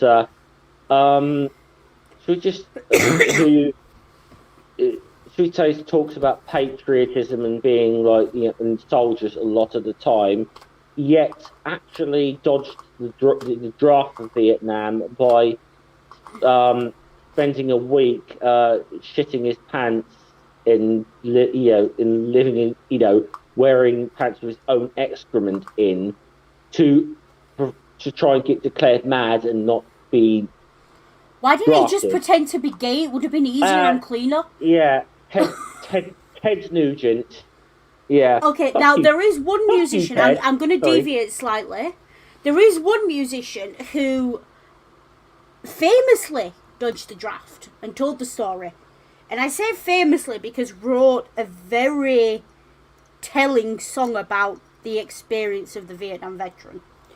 Bruce Springsteen is a famous draft dodger. Yeah. Famously, he went and they were feigning all kinds of illnesses And he said, when he told this story to a crowd, you can hear it on the live recording. You hear them cheering. He says, "No, don't cheer. What are you cheering about?" But he was dodging the draft because they didn't want to go out there. They knew they were, civilians at home knew that the war was stupid. But obviously he wrote Born in the USA. Now, the thing about Springsteen, which I think is different to Nugent is very jingoistic and does the draft, whereas Springsteen, that's where we have the there's this concept in anti-war movements of supporting the troops but not the war. Mm-hmm. Yeah. To me, that's Springsteen. Springsteen wrote songs about the experience of the veterans, does a lot of work for veterans charities and things, in Afghanistan as well, but doesn't actually support the concept of war itself and American military incursions. And actually, but supports the troops, which I think is a really important difference. Yeah, whereas Ted Nugent is just a wanker. And who is it who doesn't do police actions, only does wars? It's a different movie entirely, but you know what I'm talking about. Yeah.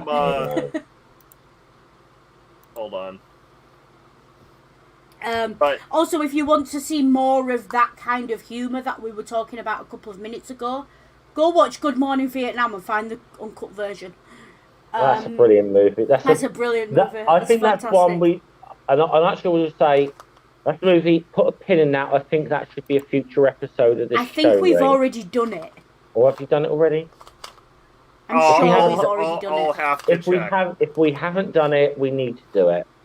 I'll just say that. I'm sure we've already done it, because I remember us doing it. I'm sure I do. So go watch that stream once you've watched this one. Go find it on Run's channel. Go watch it.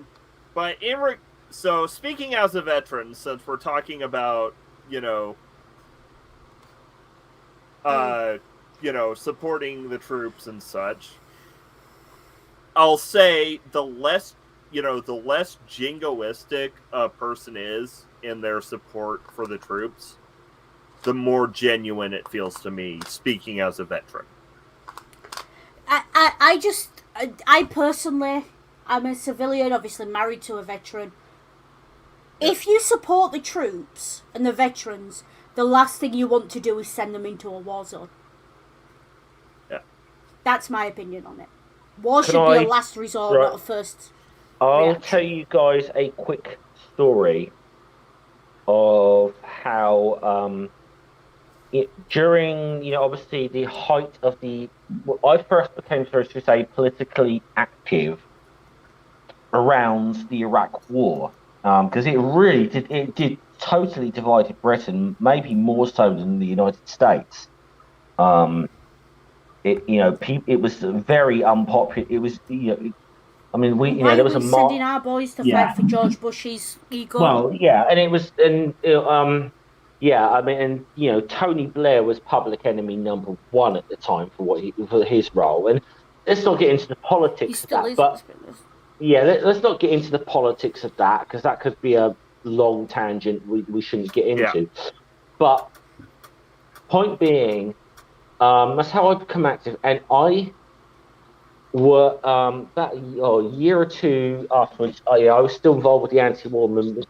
I was out in the streets in my hometown, and we were doing petitions of, ends the occupation of Iraq, bring the troops up, And I got some, young, a woman in her, say, 20s or whatever, goddamn, the biggest damn cross I've ever seen around anybody's neck, but who came to give us a big lecture about us being out there bashing troops. Boy, did she feel stupid after about 5 minutes into her diatribe. A veteran who just came back from Iraq came up and signed our petition. Right in front of her. Fantastic! Oh, and you can't write it, can you? Yeah, and we had he stayed around and talked to us a bit. I had a great conversation with the guy. I mean, but he's like, yeah, he was like, I've been out there, I served or whatever, but I said, I don't know what the fuck we're doing there. You know, Yeah. we shouldn't be there. Leaving behind random limbs and waiting for it to be over. And like, And- I live on a Yeah. council estate. I know lads who've come home missing legs, missing arms, PTSD. They recruit from the poor when they go into war, and Yeah. you don't get much poorer in the UK than a Yeah. council estate. And I'll say, So the I know American- lads who went out there and came and left bits of themselves Yeah, out there. I mean, the British military are bad enough to do it. The American military probably even worse for There was doing famously that. one, I think it was classed as like one of the most deadly days in history, where I think something like 8 or 9 guys from around the Bradford and Leeds area were all killed in the same IED attack in Iraq, I think. Might have been Afghanistan, in Iraq or Afghanistan. And you know, to this day, I can still see the photographs on BBC News of the lads. And I can still hear. We were out on the street the following day, and my mum pulled the woman who lived opposite us, and you'll know her, Ring. Her nephew was one of the guys killed. Mm. And I remember saying, which one? And she said to me, the tall one with dark hair. And I didn't realise until a few days later the memory came back to me. I remember watching that lad. It must have only been about 19. I remember watching him in his uniform going off and saying he's going off for his tour. Yeah. I remember him visiting her house in his uniform before he went back off leave. And it was only a few days later I remembered, and it blew my mind, because I was only a teenager through all this. I was a teenager in the noughties, and that was the moment the war really came home for me. Like, I protested it, I thought I knew about it and everything else, but when I realised, oh shit, someone on my street, someone I've spoken to, like I'd seen him in uniform, coming out of her house, and I'd said hello to him. And I'd said to him, you know, who are you? And he was like, oh, I'm her nephew. And I said to him, I take it you're going off to work, you're going off to war. And I remember him saying to me, yeah.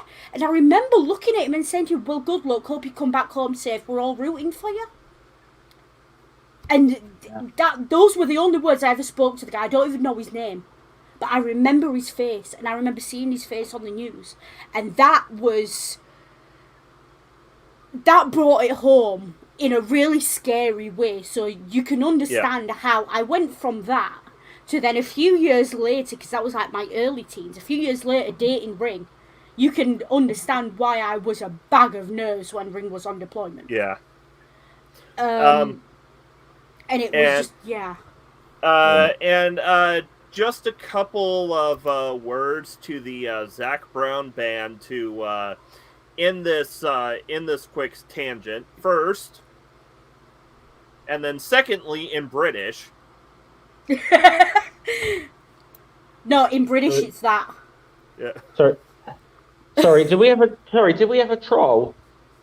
No. We're since we were talking about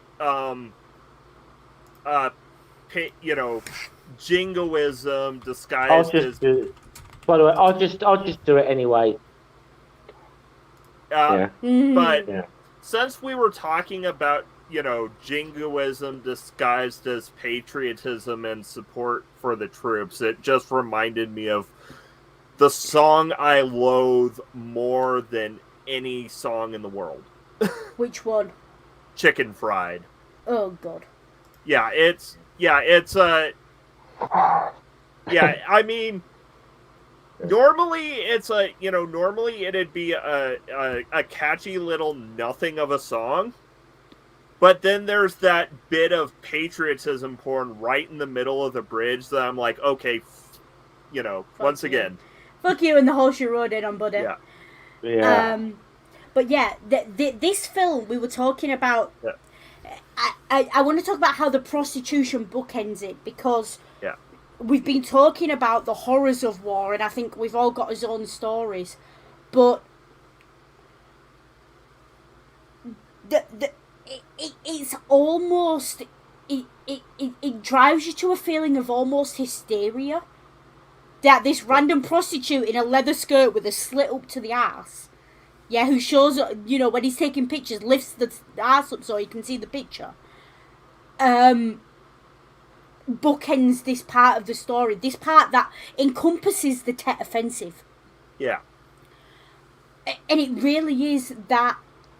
And you see, like, when they're in the barracks, and I assume it's the barracks. Am I using the right terminology? Yeah, it's and they're chatting away, and they're talking. And I call the journalists, and it's going to be very telling about what I'm going to say next, when the journalists are in the war room.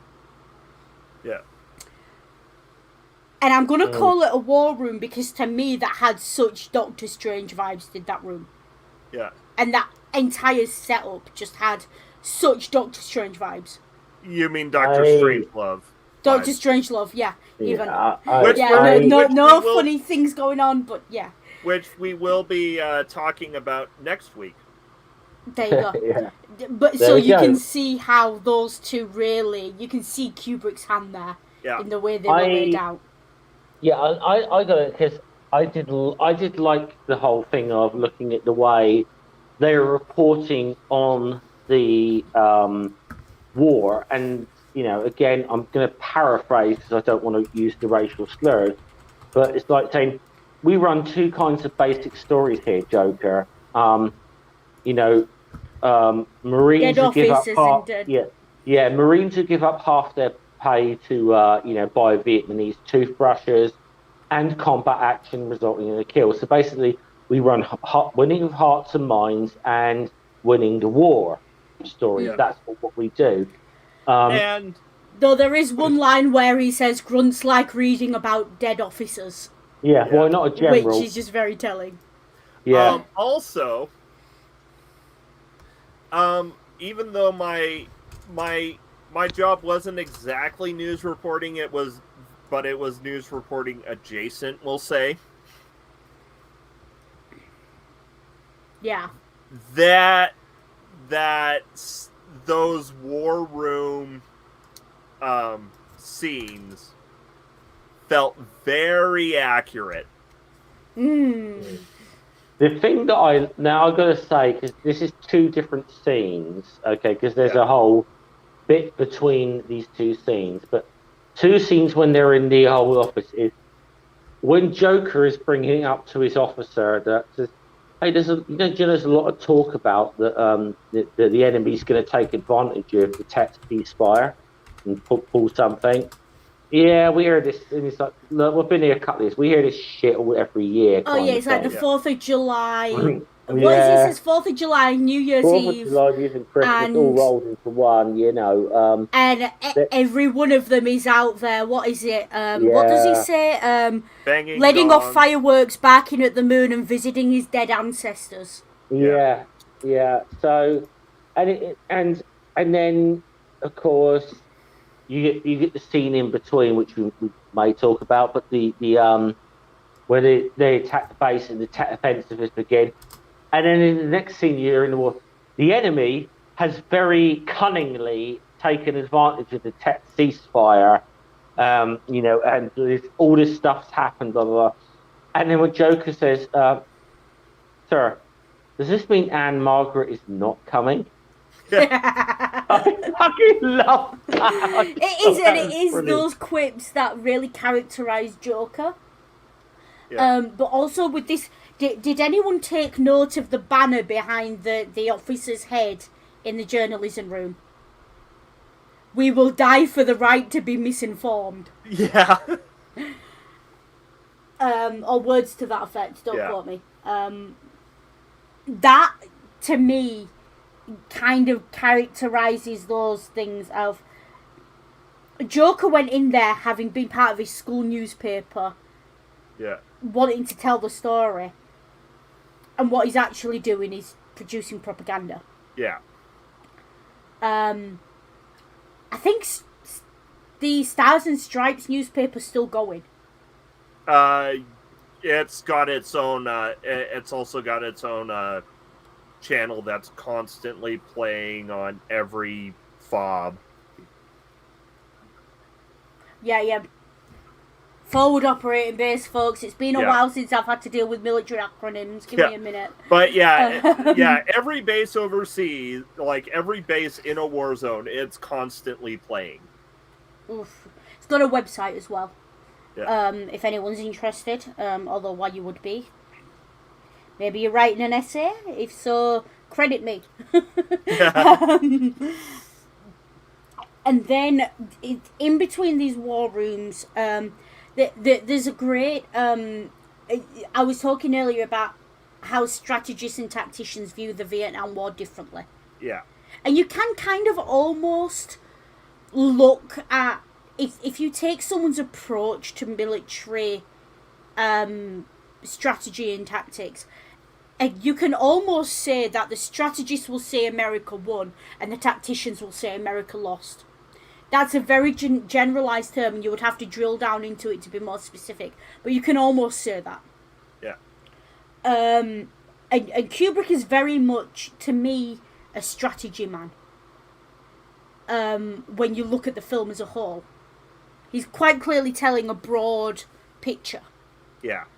And he's very aware of the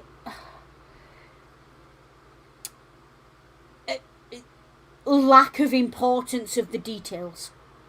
Yeah. But also how the details can break the big plan. And Kubrick is very much that to me sort of exemplifies Kubrick's style in this film. But even to the point in the room with the journalists, the foreshadowing of the Tet Offensive we've had. But then we get to this scene where Joker goes out to find out about the news. Can I actually... On a story that he's never actually going to write. Can I actually bring us back? I don't know. Does anyone want to talk... I know I said there was a scene in between the two journalist rooms. I thought that barracks scene was quite a good scene as well. Yeah. Yeah, with to the me, guys talking about... I mean, with the guys who, should we say, talking about, you get you kind of get the feeling to the ones who've actually been out there and seen it firsthand, and those who are kind of posing a bit. Yeah, you get that comment from Joker right before they even get to the back. You get the comment where Joker's talking to the photographer, and the photographer's saying, "Oh, I'm bored. I want to go out there." And Joker's like, "No, because when I cycle back to the world, your mama will kick my ass if I get you killed." Yeah. Yeah. But what I find interesting about this, and because it's maybe a thing with Joker's kind of character that we see developing as well, that I mean, you get this. It's quite established that the young guy Rafter Man has not seen any combat yet. But Joker has seen combat, even maybe if he's not necessarily participated that much, he's been there when it's happened. So which one of us is going to quote Wilfred Owen at this point?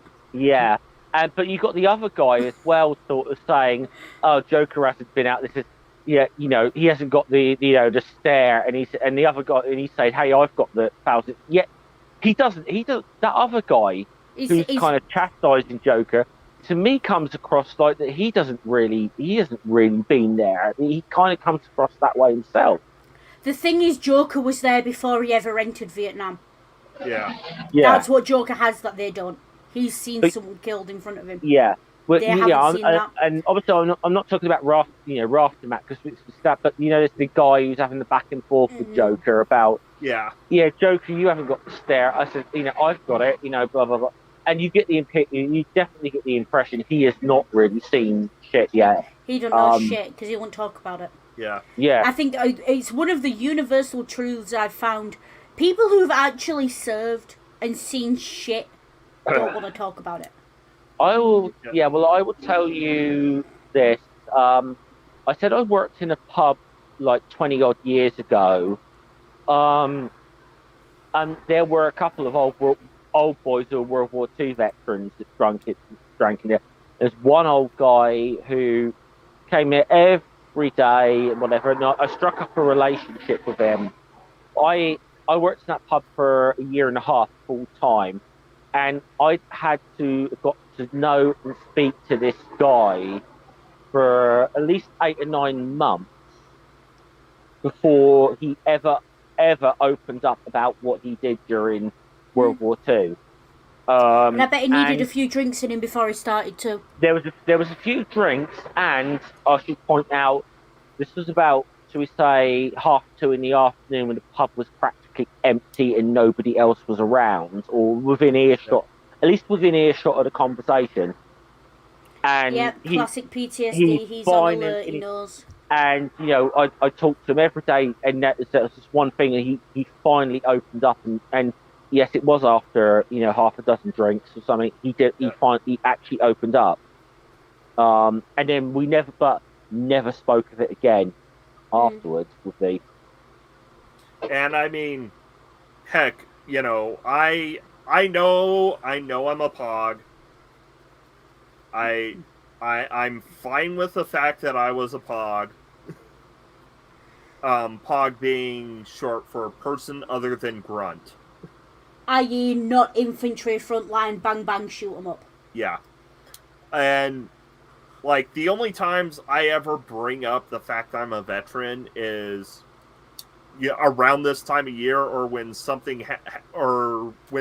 happens that makes me have to put on my analyst hat. Yeah. Oh, and something happens when you have to tell a civilian to behave themselves. Yeah.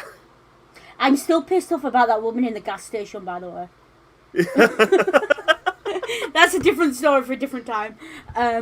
This. It's not an embarrassing story, but maybe we'll throw it in if we get to if you get me to 200 before the end of the year. I actually think I've told the story before. Basically, we were in a gas station. This woman passed a very racist comment about me to her husband as I walked past her. Ring went to pay for gas using their military ID, and the woman tried to offer to pay for it. And I basically told Ring if she pays for the gas, I'm walking 100 miles to the nearest airport and going back to England. Because, the juxtaposition there of you're calling me racist shit and you want to pay for my, I had strong feelings. Yeah. But I need to talk now because we've done the journalism thing, I think, to death at this point. There is one thing. I want to talk about the mass grave scene, but after you. Right, so I'm back, guys. So there is one comment I want to make during the about the barracks scene as the offensive is beginning. And I'm sorry, Noodle, for any flashbacks this will give you. The Hajis are getting their jollies. Oh, God. Okay, so I have to explain that comment because I don't want Ring to be accused of being a racist or anything. That was the general soldiery comment that was passed whenever there were mortar bombs in the air. Now, I was Skyping Ring from England while Ring was in Afghanistan nearly every night, in fact, when we could actually get a connection. Yeah. And I used to hear the mortars going off. Yeah. I used to sometimes even see the walls of Ring's room shaking from how close the mortars were. And Ring, without fail, would react as if someone had just let off a firework. And it freaked me out for ages because I was just like... And the way Ring justified their response was literally to say they can't aim. Like, they miss every time. That made me feel better. until Ring came to England and I realised they couldn't aim either. More on that in the embarrassing story stream. Go subscribe. Yeah. Yeah. Okay, what are we 12 away now? We're on the mass grave scene. Yeah. Which I think yeah, but I mean, subscriber wise, what are we away now? 12. I'll just check real quick. And if you're not subscribed to this channel and you watch this, why are you not subscribed? In the words, in the words of Gunnery Sergeant Hartman, you will like, share, and subscribe to this channel, you pukes. What is your major malfunction? Go subscribe. So yeah, 12 away. 12 away. But yeah, I wondered. There's one particular shot of Joker in his helmet with Born to Kill. Yeah. This is a green screen, so I don't actually have that there. I'm just guessing.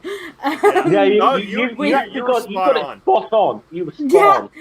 With Born to Kill on the front of his helmet, looking down at this mass grave of Vietnamese covered in what I presume is lime. Yeah. Because that's what they throw over bodies. Well, and it's looking violently ill. And it's said to be lime in the monologue over, you know, in the... Yeah. And I think that moment where the look on his face, he looks utterly distraught. The guy next to him is covering his mouth with a cloth because he's trying not to vomit from the smell. Yeah. I mean, the guy, Rafterman... And that guy's established as having a weak stomach, so... Yeah, and Rafterman's already because earlier... the helicopter scene, Yeah, earlier, Rafterman's having trouble holding down his lunch during the helicopter. With the gunner, and that... I mean, which is a one... And I will say... Poetic irony of asking to see some action. I will say, because I've watched a few, shall we say, of the reaction channels this week, because I knew we were doing this film. I've watched a few of the reaction channels, people who are reacting to a film for the first time. One scene that always gets them, I noticed with this, was the scene in a helicopter where he's shooting people. Yeah, because that line is dark. Yeah. It's dark. If they run, they're Viet Cong. If they don't run, they're a well-disciplined Viet Cong. Yeah. That is dark. Well, that is really vicious and just... Well, and then the line afterwards when he talks about how he shoots women and children is even darker. Yeah. Yeah. There's a reason I didn't quote that line. Yeah.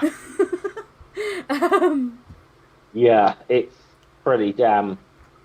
but I mean, and this is one of those things that I think, because we've mentioned that scene, we mentioned now the thing in Hawaii with the massacre there of the, people in mass grave. Yeah, Noodle. This film, Noodle wants to get in on the into detail on the mass grave scene. I do want to say that before we get one of the things that I know, and maybe this is a thing, but mainly with Vietnam movies, this is where, should we say, that where they started differentiating with Vietnam movies and, sort of old war movies, is they were very much,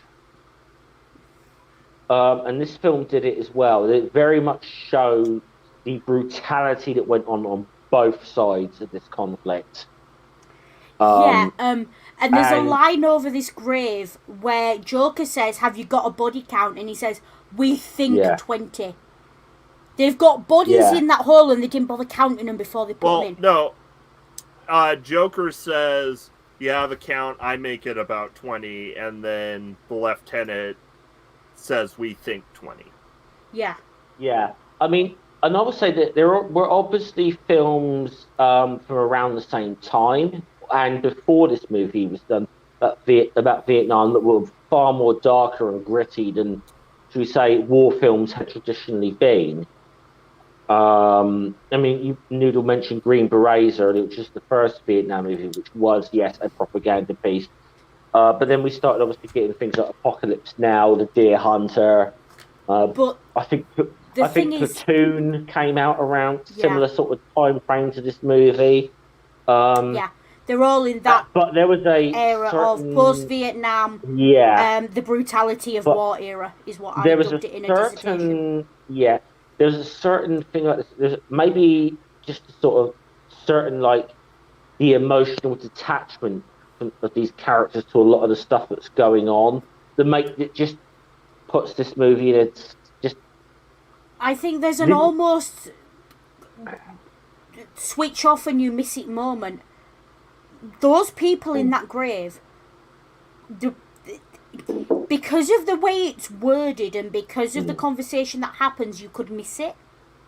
Yeah. You could think that these are people who are victims of American soldiers. No. Or, if you listen really closely to the dialogue, you actually hear that these people were people who were killed by the opposition. Yeah. Who were called in for re-education and were shot when they arrived. Yeah. And now, just so and just the so reason people I know, bring up that difference is because there is a very famous massacre by American soldiers of Vietnamese nationals. And it even if you're not paying attention to the dialogue in that scene, which is very easy not to because it's such a visually compelling image that you almost switch off from what's being said, you could almost mistake it for something the Americans have done. And I think that's deliberate. Oh, yeah. Yeah. That feels very deliberate. It's almost reminiscent of My Lie. And I do just feel if you make sure you've got a strong stomach if you go to read about that one.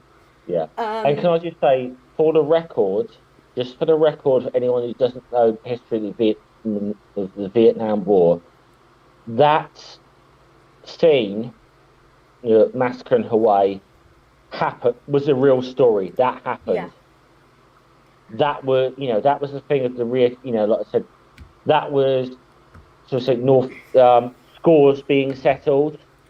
Yeah. It's a long story to get into, and I don't think we necessarily should really get into it. But that is not a fictional event. That happened. But which is I will say said that about with the caveat of both sides were committing war crimes. Seriously. Yeah. But there's something I want to point out that's really telling in the dialogue. Which is something when they're talking over the graves. When they're talking over the graves, the lieutenant, I will always call them a lieutenant because lieutenant just sounds stupid to me. The lieutenant passes a comment, and even though the fact that they're dead, that they've been massacred, still cannot bring himself to refer to them as people, refers to them by a common slur for their kind of people. Yeah. Also, every few words he's pausing to smile for the camera. Yeah, exactly. It's that dehumanization that started in basic training and proceeds into this war. And you get the sense that if that lieutenant was not so blasé about this situation, he'd have broken. And it almost, again, and this is a theme that follows through right to the final scene of the film, where all of these characters it's almost a form of psychological regression, where they become this joking, jocular, toxically masculine archetype in order to survive what they're actually going through. Because there's no other way around it. You either become that or you die. And that seems to be the only outcome. Which I think that's a theme that really follows through on this film. And if you see the final scene of this film, it's really freaky. It leaves you feeling really weird. Can we put a pin in that because we got to get to that? Yeah. But on what you were saying there, I mean, in this part of the film as well, there's a lot of discussion about, hey, when we get back to the, rotate back to the world after the war, and they're talking about this. And maybe I'm getting a bit ahead, I'm probably getting into the next scene here with the whole, the guest of honor scenes, for example, which is kind of what follows there. That was gross. And always a lot of talk about when these guys rotate back to the world. Basically, when they come out of the military and go back to Civvy Street, I cannot picture any of these people in normal society. No, they wouldn't. They don't have the humanity. Any of them functioning outside of a war zone in the thing that the situation they're in. And obviously, that's as a consequence of the training.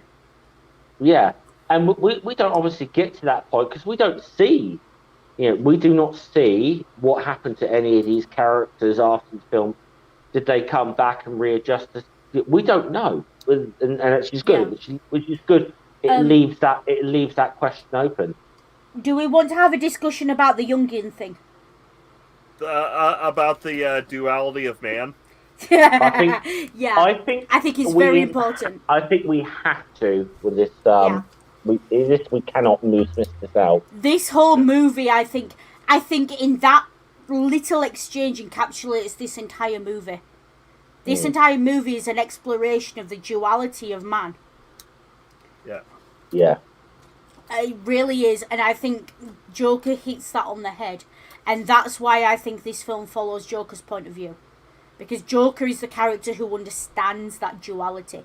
He understands how you can go from being the sweet, soft guy to a cold-blooded killer. Yeah. And he's already seen that before he ever gets to Vietnam. And I said this earlier in the stream about, that there is that point of view of that in a way you could say this is Joker's study of the evil of humanity, trying to understand evil or something like that. Which, and I'm going to actually say this is a weird thing as well because obviously the actor who played Joker, Matthew Modine, this was a central theme from a character in another film that he was in about the Nuremberg trials, where he played the psychiatrist who interacted with the war criminals of the Third Reich. And the whole thing was he was trying to understand the evil men can do. So I almost wonder if Matthew Modine got a little typecast because of this movie. Well, I don't know, but potentially yes, but I would also say there's something that's very famously came out of the Nuremberg trials that's actually applicable here. And as you've said it, I didn't know that, but as you've said it, my brain sparked. All of these men in this film are just following orders. Yeah. Yeah. And I think that's very, very telling. And even when they're not following orders and they're acting under their own steam, which we see more in the third part. Yeah. They're still following their directives that they've been trained in and that they've been drilled in. Yeah. And we all know exactly, and we all know where that phrase comes from, the concept of just following orders. Yeah, yeah. And another thing about why Joker is the point of view and narrative through line of this movie is, at least in the is like he's the one who's got it figured out. He knows what he wants to do right from the start. He's in there. Like for instance, back to the basic training when, Gunnery Sergeant Hartman is screaming at him about the Virgin Mary. Yeah. Oh, yeah. We didn't even talk about that particular thing. Yeah, no, you can give your heart to God, but your ass belongs to the court. No, not that bit. We're talking that bit where he dresses. I want those heads so clean. The Virgin Mary herself would be proud to take them. Do you believe in the Virgin Mary? And then there's the whole thing of no, I don't. Sort of thing. And Hartman's beating him, trying to get him to. And his response is, "Sir, the private believes whatever answer he gives is going to be wrong, sir. and that the senior drill instructor will only beat him harder if he reverses his position. And there's the whole thing where Hartman suddenly says, right, okay, you're promoted to squad leader. You're stupid, that's the you're ignorant, moment Joker wins. But you've got, basically, it's like, you're stupid, you're ignorant, but you got balls, and that's exactly what counts. And that's what they want in a war zone. They don't want intelligent people in a war zone. Not on the front lines, anyway. They want intelligent people in the back working on the strategy and everything else. They don't want intelligent people on the front lines. Yeah. Yeah. But, you know, there's a reason there are certain tests that the military have to do to see where they're going to go. Yeah. And a lot of those are based on out-of-date concepts of intelligence. Yeah.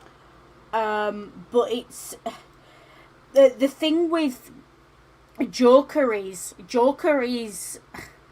Yeah, he takes the piss. But nothing he ever says in this film is surplus to requirements. No. He is a consummate philosopher. And we see that in the Mother Mary scene, the Hail Mary scene.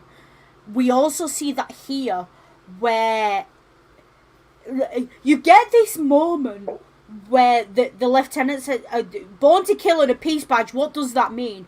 It's a commentary on the duality of man, sir. What? It's the Jungian things that you... And you can quite clearly tell that no one around him has a fucking clue what he's talking about. Yeah. This guy is leaps and bounds intelligent above the people around him. Well, and he's still not going to save him if a bullet decides he's got his name on it. I get the strange, but it's a really weird that even though the officer who's dressing him down in this thing, I always get the feeling that that particular officer, just the way he acted that, even though he's dressing Joker down, had a certain amount of respect for what Joker was saying once Joker explained what he's doing. Because he thought, I think also the fact that Joker was willing to say it. Yeah, maybe. Joker has my respect for being a man in uniform and being willing to tell his commanding officer, "You're a fucking dipstick." Which is basically what he was doing. This is what I'm saying, because the initial thing is, what's that supposed to be, some sort of sick fucking joke? And he explains what he's trying to do, and then it's like, so he still is dressing him down, but says, he gets it. You know what you get when a program into this whole peace craze blows over, kind of thing. And then interesting, what happens next? He salutes Joker, and they do the mutual salute. But the fact that you see he salutes Joker before Joker salutes him is interesting. He understands. Right, you just brought up what I want to talk about next. Yeah. This whole peace craze thing. Wait, hold on. I'll let Ring go first. Yeah. Because there's another reason why I brought up the, Virgin Mary scene is because these two scenes, the Virgin Mary scene and the duality of man, are basically parallels to each other. And they happen about equidistant into their section of the movie. Yeah. I just wanted to bring that up. These are obviously parallel scenes that... There's a lot of parallel scenes. There's also scenes that are parallel with Animal and Pyle. Yeah. That go on here as well. Well, we're about to be... I think where we are in the movie, we're about to be introduced to Animal Mother, so... and I talked about the two standout characters I said earlier to you were Paul and the drill sergeant. Animal Mother's a close third behind them to me.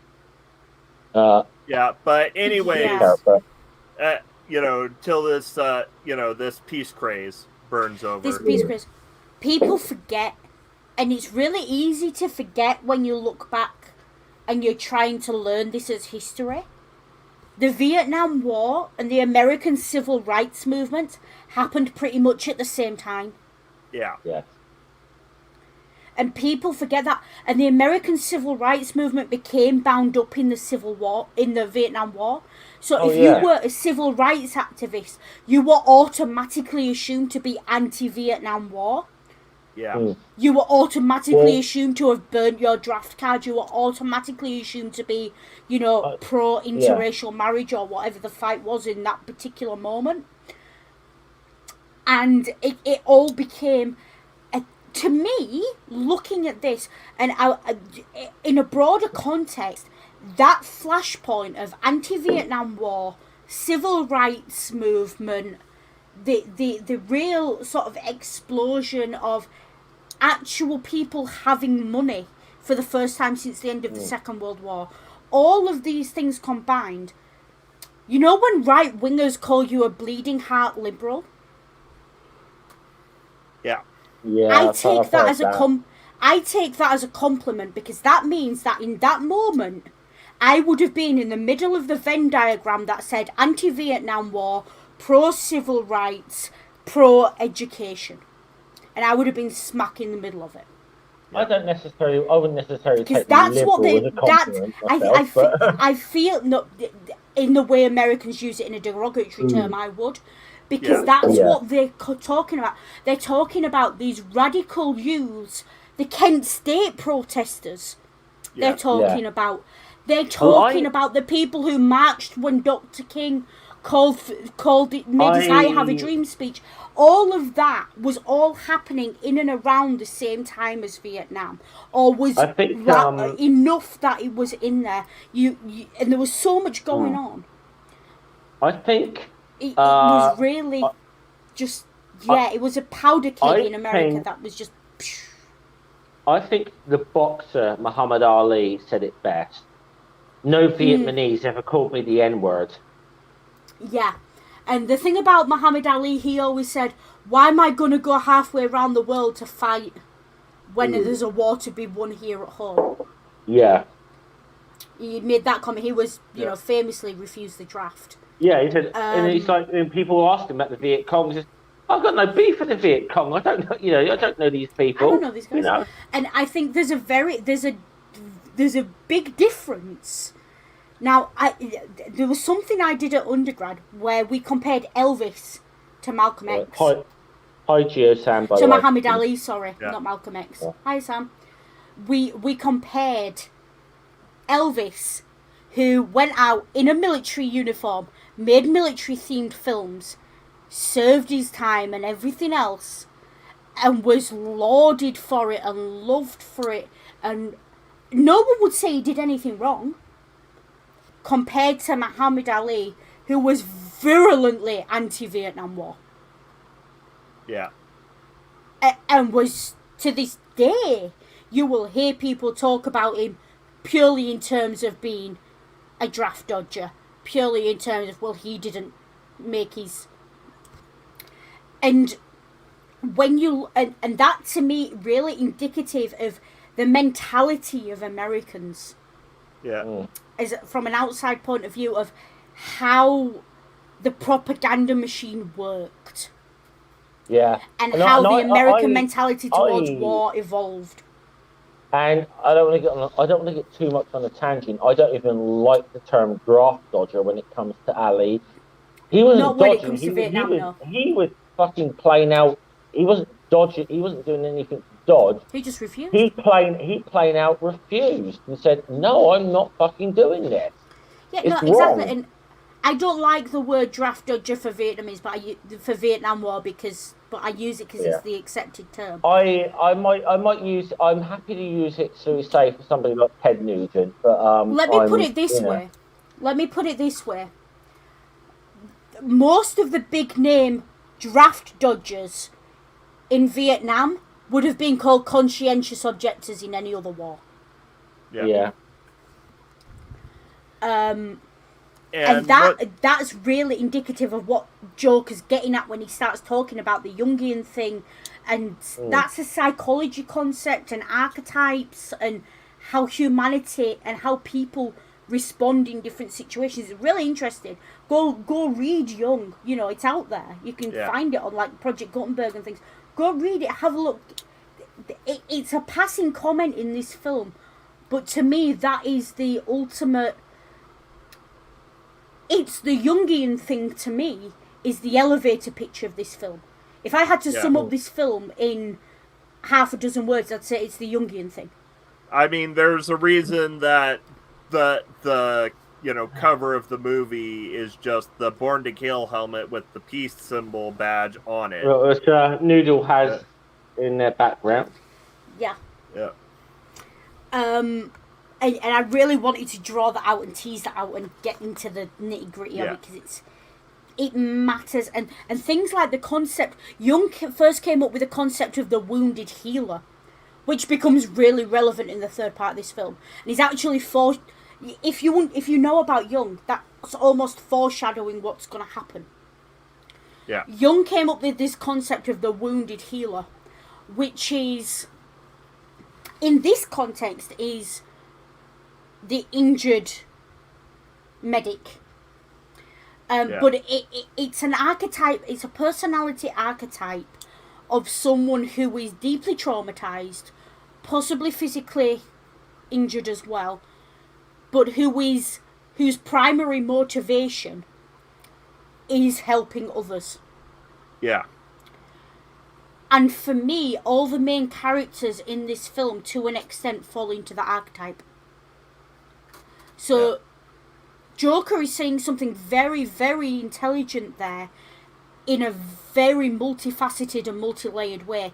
And it's very telling that all the actors were told you can decorate your helmet however you like, but you have got to have Born to Kill on your helmet, said Kubrick. Yeah. Because that was important to the plot, and Kubrick wrote that in.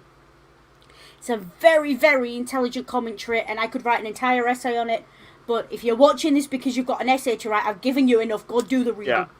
And also, speaking of the helmets and speaking of civil rights, I noticed a couple of helmets with certain flags.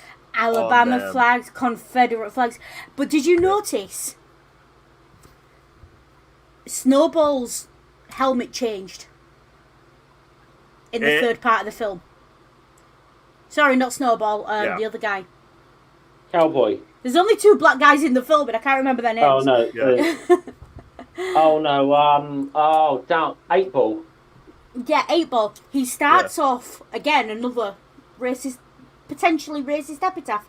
But because it's meant in affection, it's acceptable. Which, again, don't repeat these things to people of colour unless you are actually on those kind of terms.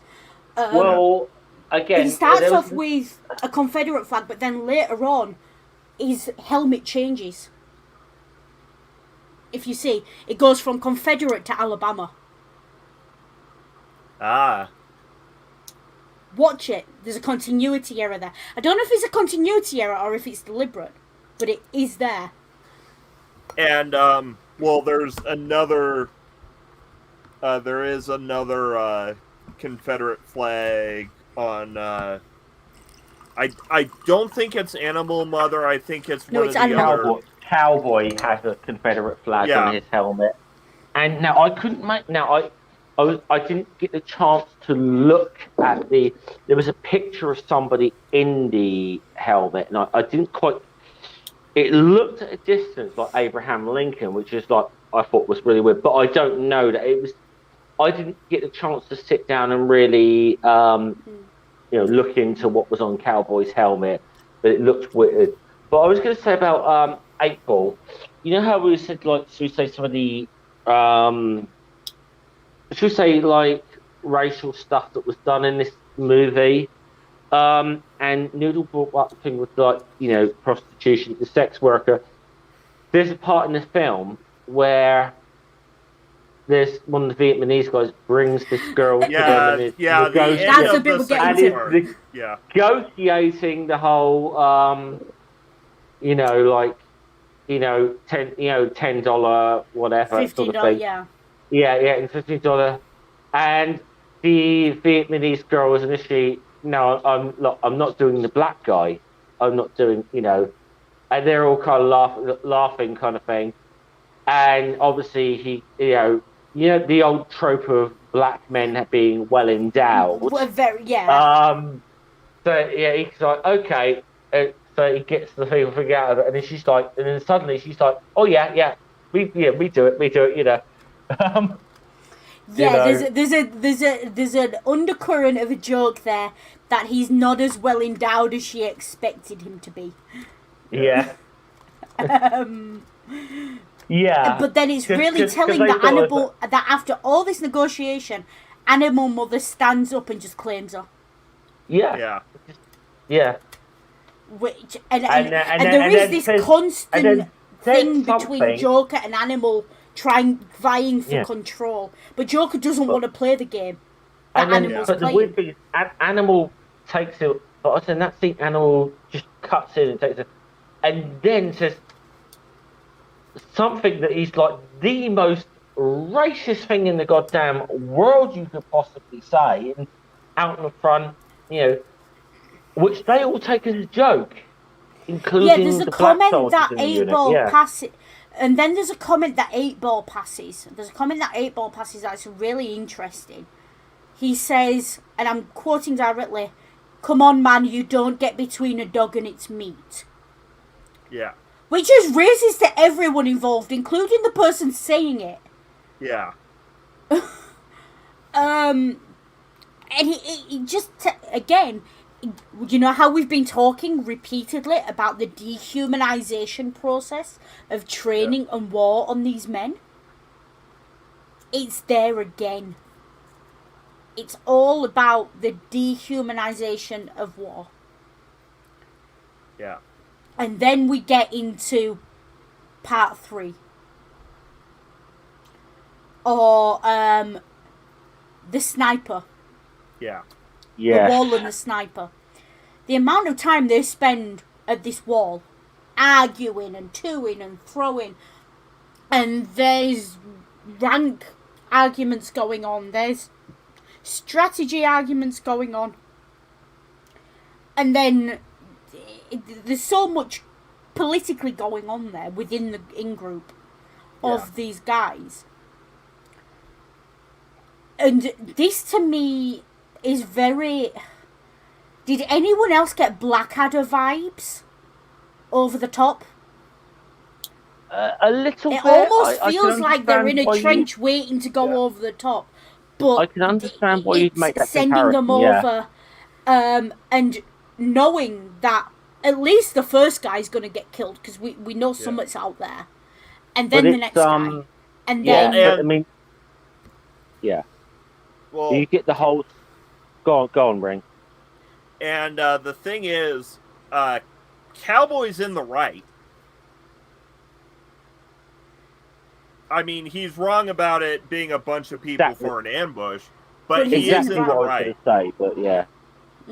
Because, and that is I can't remember if it was an AI, if it was covered in basic or AIT, but that the wounded American military member to have them draw out people that you can then pick off is a tactic that a lot of people use. Yeah. But it's also inhumane. Yeah. This is the moment where if they haven't been stripped of their humanity, they're about to be. Because they become nothing but bait. Well, and every time the discussion lulls, first 8-Ball and then the guy who goes to rescue 8-Ball gets shot and screams. Yeah. And it's the screaming, it's that visceral... you can understand, I totally understand why that second guy went out there and said, fuck it, if I get shot, I get shot. I can't leave him to die out there alone. It's very reminiscent of the minefield scene in Saving Private Ryan. Yeah. Where the guy's dying and he's crying and screaming and they've all made it across. And one of them looks back and the other one says, leave him, he's dead.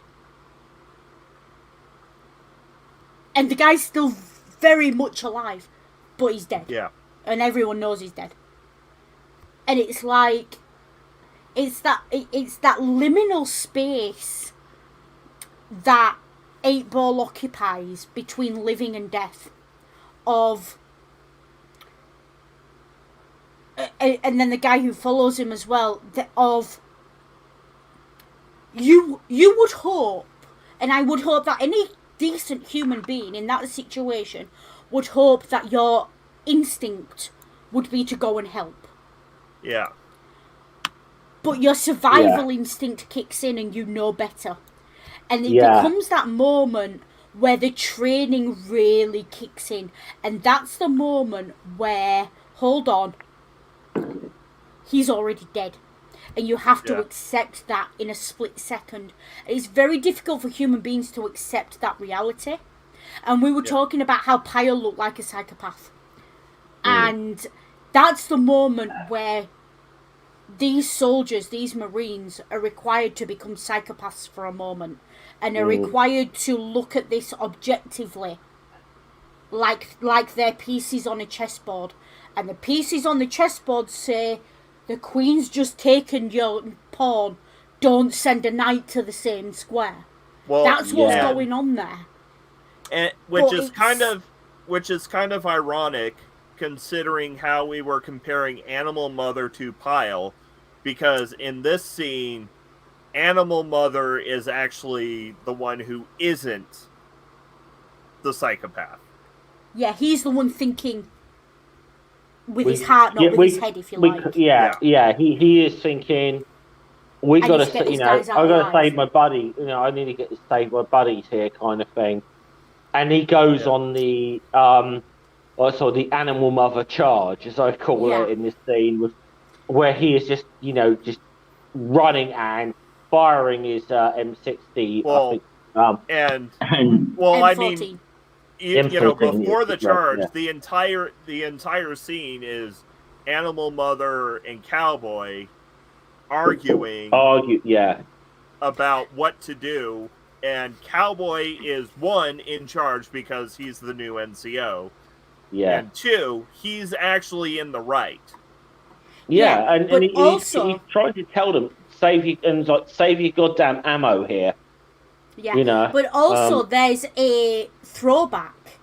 It was 8-Ball who told Joker, Animal might seem nasty, but he's the guy you want with you in a war zone. And really, I think there's a friendship there that's really...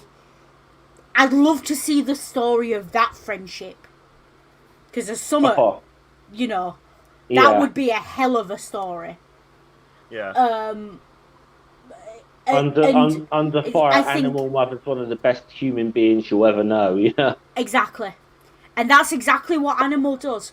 Animal encompasses all that we wish we were as humanity. That we don't care about our own lives or anything else. All we care about is saving the guy next to us. And it doesn't matter what colour he is. Even though you spent the last hour of the movie taking the piss out of the fact that he's black and he's a Marine. Even though his literal nickname is a racist epitaph. And say, and it doesn't matter. In that moment, he's your brother. He's another human being. And like even 8-Ball's last line before he gets sent out to scout and eventually get shot by the sniper. The N word with the trigger. Put the N word behind the trigger.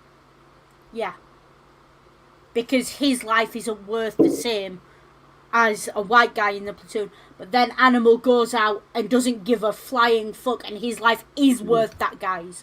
Because that guy is his buddy and his friend and his brother, if you like, whatever it is. And that's a very telling moment about who Animal is. Animal, to this point, is an asshole. He's a wanker in the first degree. But 8-Ball was right. And I think under fire, that's the guy you want on your six. And I'm going to say that I think this is an interesting point of this whole film. That as much as this is about dehumanizing, this movie talks about dehumanization and turning these young men into killers. That there is still an element of humanity to these pit guys, even at this stage. Even if someone like Animal Mother, there's he still somewhere has that bit of humanity where I think he is going to go out and he is gonna risk his goddamn life to save his buddies at this point. And again, it's very telling that his name is Animal Mother, as in Animal Mother. Insert word here. Yeah. And yet, animal. He's dehumanized even in his nickname. Yet he's the one who has the most human reaction. I mean, and decides he's not going to let his mate die alone. Well, I thought it was a statement on the duality of man. You know, the Jungian thing. No, that's Joker. This is Animal. But I know what Ring's saying there. Animal is the living embodiment of that duality. Duality, and you know, when we get a bit further on, I can make a similar argument for Joker. But we'll get to that in a bit. So, okay. Animal goes out. They both end up. Well, Abel's dead, and then makes it across, and then the rest follow. And the other guy as well gets killed, and then we see this, this thing, this steady cam of the leapfrog formation. Yeah. Really drop. It's the first time in the film you really drop smack into the action. Yeah. Like before then, you sort of saw it in the third person point of view, or you saw it. You were distance from it. Heck, even in the camera POV of the shots of the interview scenes, you see the boom mic. Exactly. So you see it, and it's all that, and then you get this weird leapfrog moment where they're all moving across and they're moving in formation, and they've quite clearly been trained to do that. People don't naturally behave that way, but that's something. Even though they're all from like different areas at this point. They've been trained to work in, there's a lot of drill instructors deserve kudos in the background for getting all those guys into a situation where they're able to react like that without ever having to discuss it. And it shows the impact of the training that guys who barely know each other can react in that way. Yeah. And then we obviously have the death of the lieutenant is the next major thing. Once they're all death of Cowboy. Cowboy, yeah. Stands up, and it's a lack of situational awareness that kills him. Yeah. And it's core. And I mean, and it's a big thing in the movie in itself because Cowboy's one of the characters that's interesting. Unlike some of the other guys here, that we only meet halfway through. Cowboy is one of the characters we were interested in from the very beginning, which I think, in a way, his death is meant to hit that little bit harder because he's been there since the beginning of the movie, thinking maybe he's one of the ones who's going to survive this kind of thing, and they get to that certain point where he thinks he stands up and the sniper gets him. I think it kind of shows the randomness of death in war. Yeah. And the utter... there's no rhyme or reason to this. People are just dying. You die because you stood up too fast or you stood up in the wrong place. And then, of course, now Animal Mother and Joker are on the same page. Yeah. They're now on the same page. Except they're not. Yeah. Well, they're still niggling at each other for control. Hold on, but for a moment there, and it's established Animal Mother is now in charge is now the senior person in the squad. He's in charge, and yes, at this particular point, it is like Animal Mother's like, let's go get some payback, and they're all on board, including Joker. Let's go get this. Basically, let's go get this fucker who has killed a number of our friends here. That is the mentality at that point. Let's go and fucking get this sniper. In hindsight, that line breaks my heart. Yeah. Because Animal Mother made the same mistake America made in 2001. Yeah. America didn't learn from what it was being shown. We've established in this film that it's the people who are objectively right who advance the plot, advance the platoon, achieve something resembling a military goal. Even if their own life pays for it, they achieve something resembling a military goal. Or they would if their plan was followed through. Yeah. This gut emotional reaction from Animal of, let's go get ourselves some revenge. Yeah. Is very human. Is very natural. I'd be very... You know, there'd be very few people you'd be hard-pressed to find in that situation who wouldn't react like that. The problem is, when one person reacts like that, they get a Bronze Star and sent home to recuperate, if they survive. Yeah. When an entire nation reacts like that, we get sucked into a war that lasts so long it's old enough to drink. Yeah. There you go. You said it best. Yeah. I'll leave it to the veteran to fill in that blank. Yeah. Well, you've said that better than either of us could articulate, Ring. So, yeah. And it is one of those things whereby sometimes you do just have to stop. And there is this...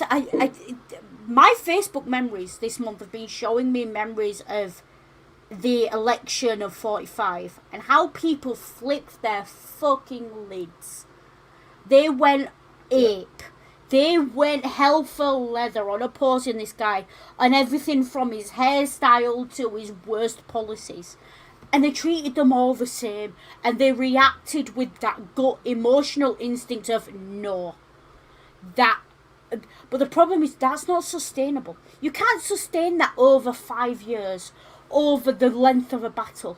That's 3 minutes if you're lucky and it's done.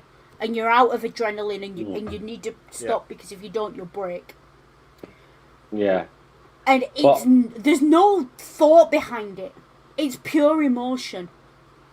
Pure emotion is for surviving in the moment. People need to learn, and that's what this film shows really well in this scene. You need to learn to stop and consider your situation. Because what is the actual strategic advantage of doing as Animal says in that moment? There isn't one. There is no. The strategically smart move is to withdraw and wait for the tanks that you called for. But yeah, and this is the point but where... because Animal was ruled by his heart, not his head, they're in there. And emotion is taken over all of them at this point. Yeah, it's like, let's go get... The training is irrelevant. Get this fucker. And I think it's what even makes this more brilliant as a film piece, that when we're going into the scene to get the sniper, and it's almost as if the Vietnamese sniper is almost at this point been built up as some kind of monster even. Yeah, it's a bogeyman, isn't it? It's coming out of nowhere, no one knows where it is. And then you get the whole thing where they're going into the building and they're trying to find a sniper, and what the sniper turns out to be a young girl. It's a woman. Oh, and she's young and she's attractive and she's everything that prostitute was and more. Yeah. And she never speaks. She never speaks. Until after really she's shot. Until after she's shot, obviously. But and she then never you get speaks. the scene where it's Joker that comes across her and is about to kill, and his goddamn gun jams. So he throws it. And there's that moment, it slows him throwing the gun down. And it's one of the few moments in this film that's shot, I think, with a high-speed camera that's then slowed down all the way around. Yeah. He throws it, and you almost think he's about to give up and put his hands up. But then he reaches for the pistol, and he draws the pistol. And he's fiddling with the pistol. And then the bullets come out of nowhere, and it's Animal, who's just put half a dozen in her. It's Rafter. It's Rafterman, sorry. Rafterman. There's half a dozen in her. And that's important. I thought I had to make that point because that's important. Something I'm going to talk about in a sec. But that whole reveal, and that whole reveal of It's a woman. Not woman, but a young girl, who's a teenage girl that has done this to them.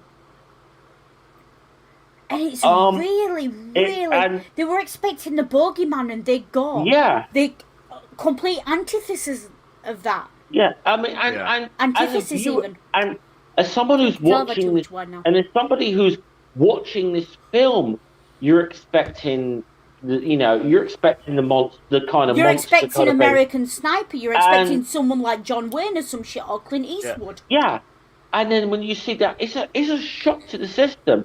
And as I said, part of my preparation for this week, because I've seen the movie enough times, even though I watched it again today. I watched a lot of the reaction channels this week about this movie. Like the movie, the people who the channels that do first time reactions to old film. I watched a whole number of people, and again, one of them. There's a few scenes. Every one of them was like shocked by the Private Pile Hartman, the death scene, the helicopter scene, as I mentioned earlier, and this scene. Every one of them commented on this, and it's like, what the fuck? She's a young girl, and so. Something that's really telling about the differences in the audiences. When this film was released, Kubrick didn't release it for testing. He just released it. Now, we had the option to do that. In the cinemas, when it was released, the two moments I got a gasp were the bathroom scene and the reveal of the sniper. Yeah. I think it's very telling that a modern audience also reacts to the helicopter scene. Yeah. Because that really fucks our sensibilities, because the idea of killing civilians and doing it gleefully is it's very modern. I would say it's post 9/11 modern. I'll say this because a lot of the channels that I watched were American people reacting to this. To see an American soldier or whatever shooting down civilians, that's a shock to the system, in that sense. Because Americans, the American, just slight tangent for a moment. The American education system doesn't teach Americans about the shit America has pulled over the years. So seeing something like that, as an American, raised, potentially, and educated, potentially post 9/11, I can understand why they reacted badly to that helicopter scene. Because that blows all of their preconceived notions about the brilliance and the well-meaningness of the American military out of the water. Whereas this scene with the woman, it almost does, it gives the audience time to consider. And that's what this scene does really brilliantly. We see Joker almost, he seems stunned that this is a girl. This is, and he can't make a decision. And he's got Animal egging him on in the background. I wanted to say something about before we got to that. Because I said it was Rafterman that came in there. So, and remember we established that Rafterman, this was his first real time in the shit in combat. Yeah. And you get to think, okay, and he is, you heard these guys talking about, hey, we're life takers and heartbreakers. Yeah. You heard that kind of shit. And there's that sort of almost moment of glee from Rafterman for, hey, I got her, blah, blah. Hey, like, it's almost like, hey, am I a life taker or a heartbreaker? Like, basically, am I one of you guys now? Am I one of the boys? Am I properly one of the boys here? And he's really good. And yet, everyone else's reactions to this is like, it's killing as a rite of passage. Is cold. Like he thinks he's just been. He thinks he's passed his final test to be one of the fraternity in a sense, yeah. And yet everybody else's reaction is so goddamn cold. Yeah, And because and if you um, look as well, there's a parallel between them looking down at her while she's still alive and the things they said. There's a parallel between that and the scene earlier when their officer was killed and they're looking down and they're all talking and they all say their little piece. Oh, it's There's a the massive parallel there. Yeah. Massive parallel. And the comment from Animal from the officer was better you than me. Yeah. But then when he looks down at this woman, I can't even remember what he said. Well, there was the bit where he was saying to leave her for the rats. Leave her for the rats. Basically, it was basically Animal Mother's attitude was fuck her, let her and let her basically, Animal has the same attitude to his own commanding officers as he does to the enemy. Yeah. And yet, he was willing to put his life on the line for his mate. Yeah. And I don't think there's anyone, I don't think there's a neurotypical person out there. And I say neurotypical because I appreciate that there are different things going on, who wouldn't agree with that. I don't give a damn about the top brass. I don't give a damn about the enemy. I give a damn about the dude who sat next to me who I've been sleeping in the bed next to for the last 3 months. I know that guy. I know he's got a wife at home. He's got a mother at home. He's got brothers. He's got family. He's a human being to me. They're just numbers. They're just faces. And Animal's really good at giving that perspective on it. And this is what I love about... And it's very human, which is nice and ironic considering they call him Animal. Yeah, and this is what I love about the whole... I think the crescendo of the movie, which is about to happen now, and it's just what happens with Joker, and initially Joker, and this is what I mean. That in a weird, twisted, fucked up way, Joker still has his humanity here. In a weird, but in a warped. Yeah, but I think possibly, but in a warped. Well, maybe this is open to interpretation. Okay, what was the right, decent thing to do in that moment? Yeah. Now, this is the whole thing. This do you leave her to die and choke on her own blood, or do you end it or quickly? Do you put her out of her misery?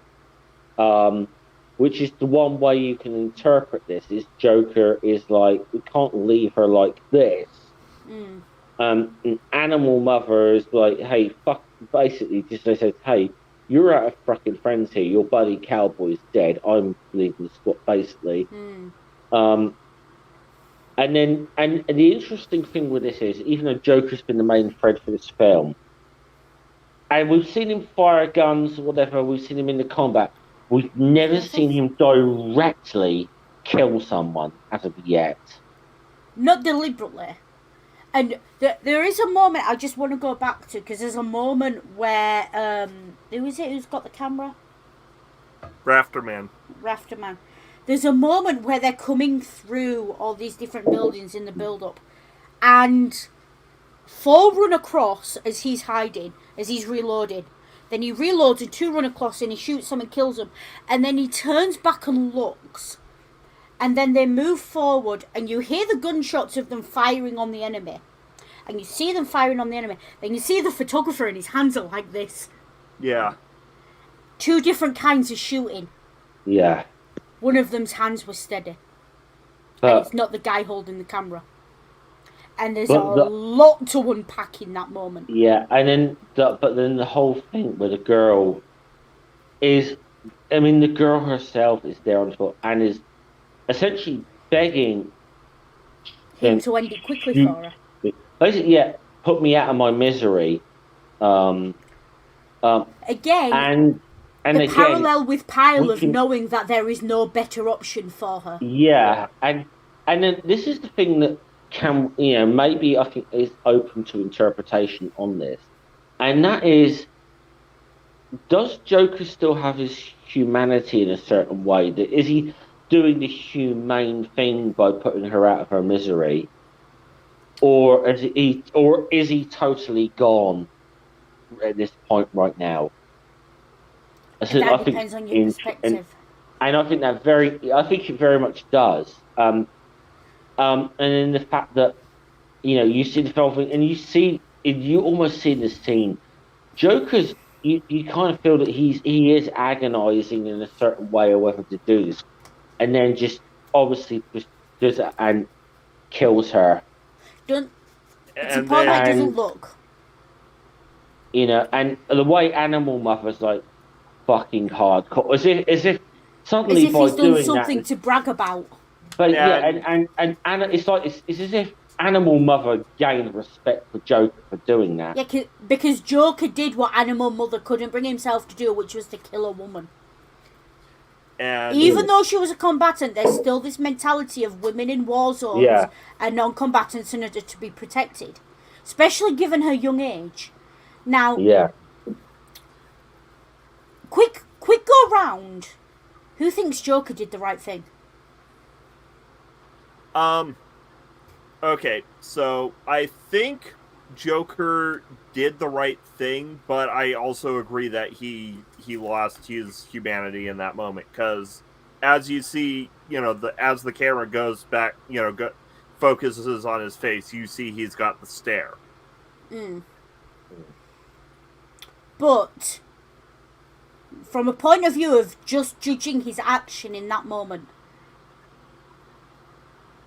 did he do something that was inherently human or inherently not human? I mean, this is the difference. Because for me, Joker did the most human thing anyone could possibly do. He looked at a suffering human being who it was within his power to help, even if that way of helping was not necessarily what one would expect. He weighed that up against the strategic and tactical advantages of either action, and then he took that action. And for me, in that moment, Joker is most human right before he pulls the trigger. Once he pulls the trigger, he breaks. That's Joker's break point. I think maybe the best way I can answer this is the whole question of, in that one moment, Joker's whole question about the duality of man is there in that one moment when he kills her. Yeah. That in one respect, he is doing the humane thing. Yet you get that, as you pointed out, he's got the stare. All right. He has got that. It's gonna seem off topic, but you'll know what I'm getting at the minute I say it. But you see where I'm going with that. Yeah, he does the humane thing, but it breaks him to do it. But maybe once he has done, he may have done the humane, in a weird, in a strange, fucked up way. He was trying to hold on to what's left of his humanity. Sometimes you've got to. I'm going to say something. He may have lost it. He may have lost it. I'm going to say something. Sometimes it's cruel to be kind. Yeah. Sometimes you've got to be cruel to be kind. Yeah. Follow-up question. After your opinion on that, what's your opinion on voluntary euthanasia in terminal cases? Because that's what that moment is. Yeah. That moment is a microcosm of this person is terminal. She's already dead. She's dead. She's dead in the way 8-Ball was dead when Animal made that charge. He knows that. Yeah. But he has to make a decision now. Do I allow her to suffer in her final moments, or do I end it? Yeah. And the decision on paper is prolonging that suffering or not. There is also, he's got to consider, because he's now in charge, he's now got to consider the tactical advantages and strategic issues of, if we leave her here and they come and find her before she's dead, they could nurse her back to health. And how many American lives are going to be on him if they do that? He's got to weigh all that up, and he's got to do that in the space of, 10, 12 seconds? Yeah. And he makes the decision to pull the trigger. Now, whether he's making that decision because of strategic advantages, or because as a human being he just can't bear to see her suffering any further, that's still a decision that breaks him as a human being. Because there is no good ending here. No, it's there's a catch-22 really, moment. It absolutely is, and I think again, something that really speaks to the brilliance of this movie. You can interpret the ending of that however you wish, and I think we've talked. We've had our we'll own. get. Can we We've pin had that our. because there's something I want to say. Okay, cool. I think it says there's a lot going on in that scene. It says a lot about Joker that he pulls the trigger and that he makes that decision in that moment. And he quite clearly thinks it through because he don't just do it, blithely. But it says a lot about Animal as well that he's not willing to. Yeah. And that he eggs Joker on. As much as he's a good man to have in combat and everything else, this is not a man who I want anywhere near me. Because he is not willing to follow through on his reputation. Yeah. It's unearned and it's undeserved. And then we get... And you see all these men, and you see the different reactions tell you what kind of men they are. And to me, personally, I'm of the opinion, if I was in a situation where I was terminally ill, I'd want the right to be able to end it all. Yeah. I would want that right. So, to me, what Joker did was ultimately a kindness. Seems cruel, but it was ultimately a kindness, not just to the girl on the floor, but to the men around him, and to who knows how many other American soldiers and Marines out there. Yeah. That was the only quote-unquote good outcome. He acted, and you might want to drop channel punching bag, he acted for the greater good. He looked at the situation, and he calculated, and he used his training, and he said, right, he said, one life, untold number of lives, these win. He's a psychopath. He is a literal psychopath by that definition. There's no emotion in that.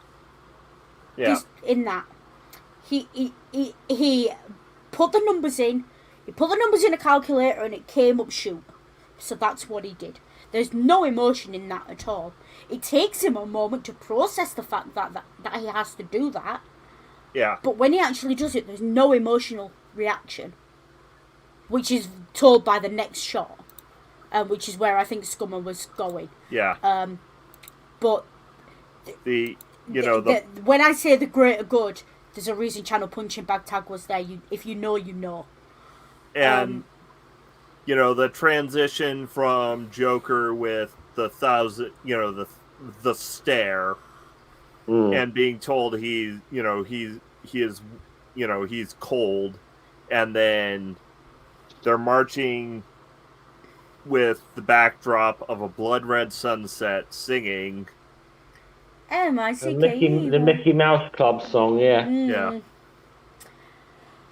And I do like to say, I do like the last sort of, if I call it a journal entry or whatever for Joker whilst he's doing that, and it is and it will admit, like a similar thing to what Paul said. Yeah, I'm living in a world of shit. Yeah. But, yeah. There's a few things about that. First of all, now I was talking earlier about how they regress into this jocular teenage boy mentality. Yeah. They've seen the worst of the worst. They've killed a woman in a combat zone. That's something you never expect. Yeah. They've seen their mates killed in front of them. They've been at the razor edge of it. And what do they instinctively do? They regress right back to singing the Mickey Mouse bloody theme tune.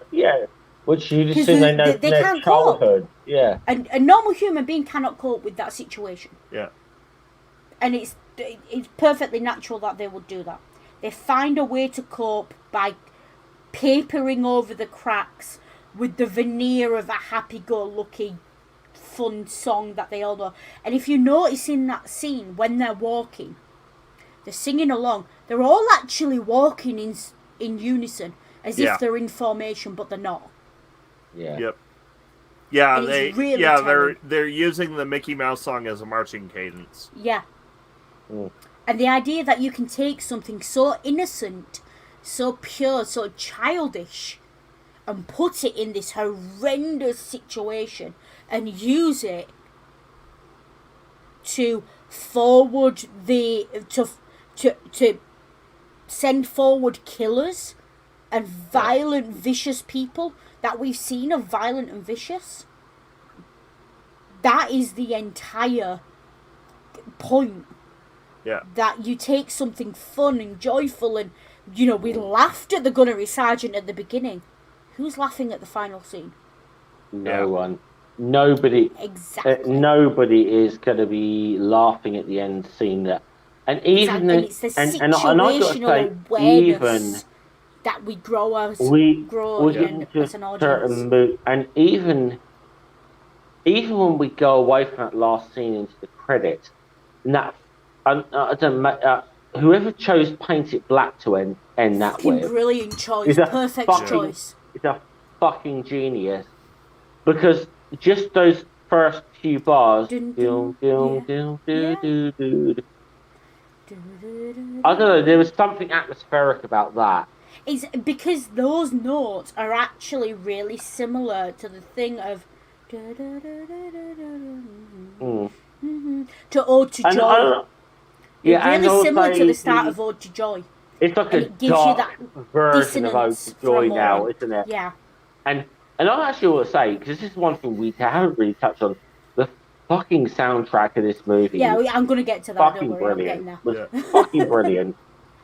So, I will say, fun fact, one of the more popular marching cadences while I was in basic and AIT, and once again, you don't ever hear any cadences outside basic and AIT, because you don't march in formation outside basic and AIT.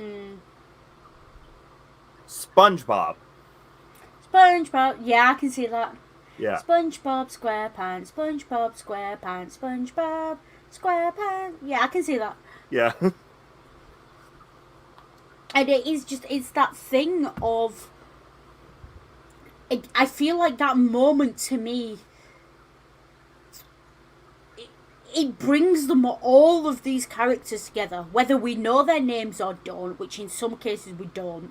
Yeah. Whether we've seen them come through or not, it doesn't matter. In that singular moment, they have achieved what Hartman set out to set them up as right at the beginning. Yeah. They are Marines. It doesn't matter what colour they are, where they're from, what accent they're speaking, or anything else. They are Marines, and they're just walking. And they all look... a Mickey Mouse theme tune. And they all look the same. Could you get any more American? Yeah, and they all look the same because they're all, silhouetted against the setting sun. Exactly. And they are quintessentially American Marines, and they where they're from and where they're going doesn't matter. In that moment, they are a unit of one. And it's really, really...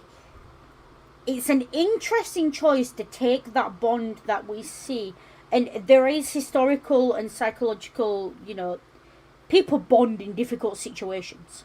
Yeah. There are certain situations you can't go through without bonding, no matter how much you don't like someone. Yeah. And taking that bond and showing the flip side of it, which is really rare. Like, even in books and other stuff, it's really rare to look at the flip side of that, of the viciousness and the violence required, but also, finally, after all of this, that's the first scene in which you can't pick out which one's which. Yeah. And they are just Marines. And it's really telling that actually these people are not that's the moment that strips them of their humanity. The basics tried, the war tried, going through the Tet Offensive, all that contributed to it. But it's that insular, private moment between half a dozen of them and this sniper where they all had to make a decision. And there's almost heads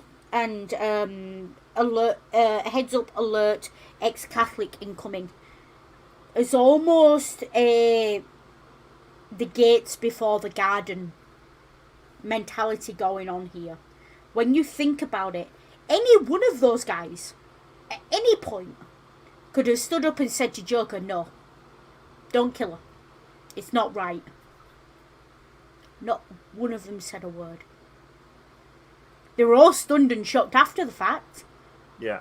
But not one of them had the brass bollocks to stand up and say no. Because they'd already been broken down enough that there was not enough humanity left to say no. No. Well, I mean, arguably, Animal Mother did argue against it, but he wanted her to suffer.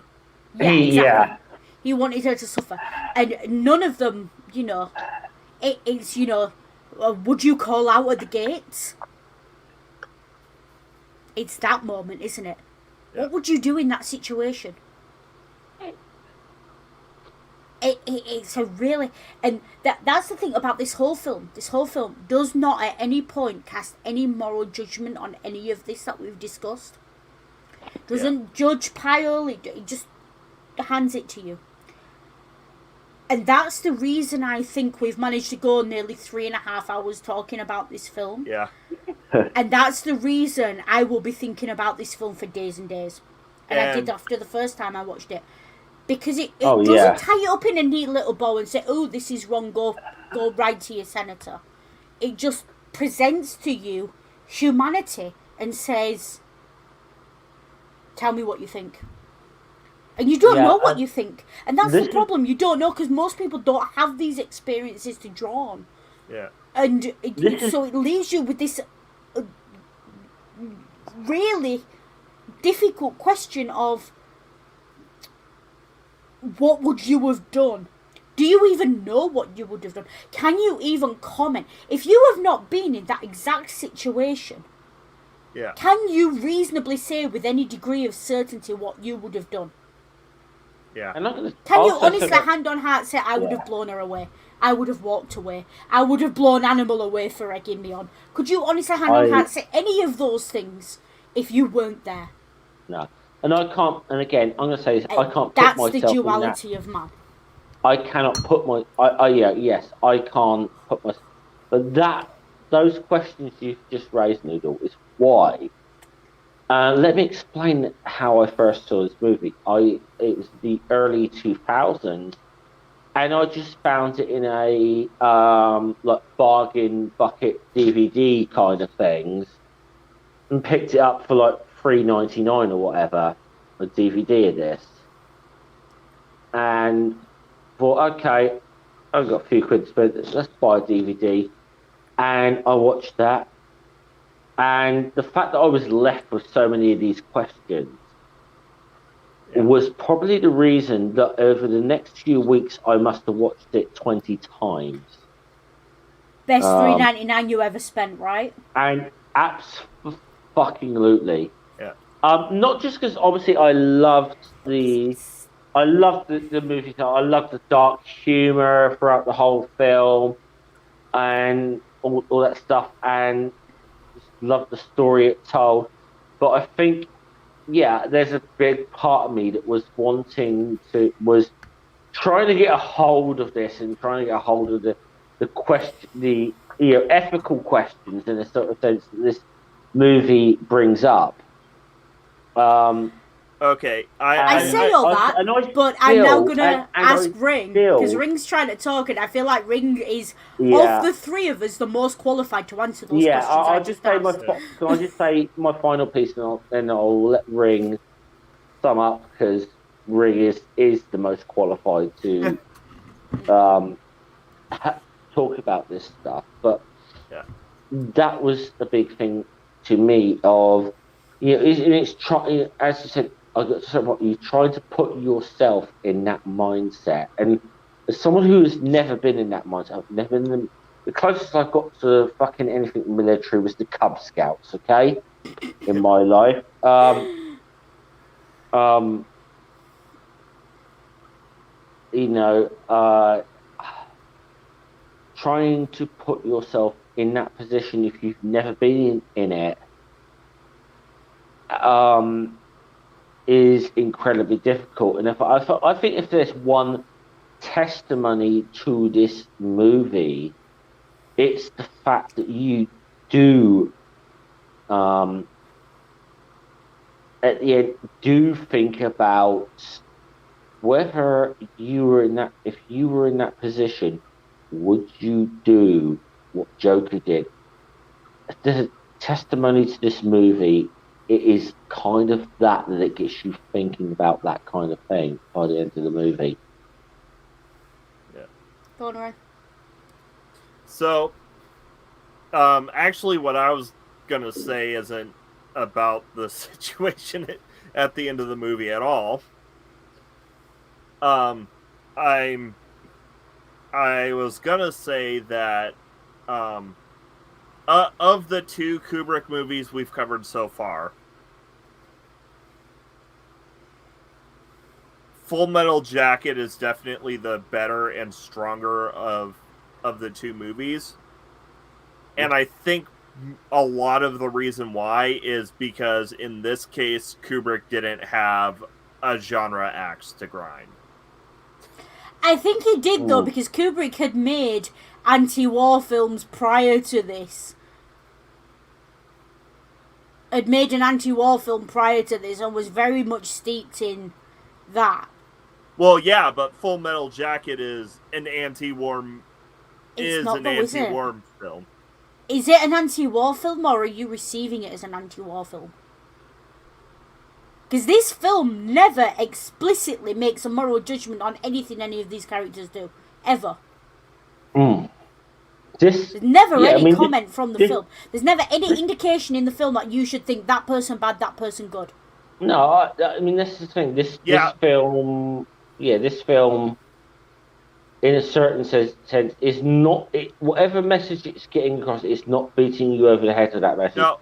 Well, the message is... although I will say the soundtrack does give it away as an anti-war film. Yeah. So here's what I mean. Because its lack of an overt statement is a statement in and of itself. It's basically showing you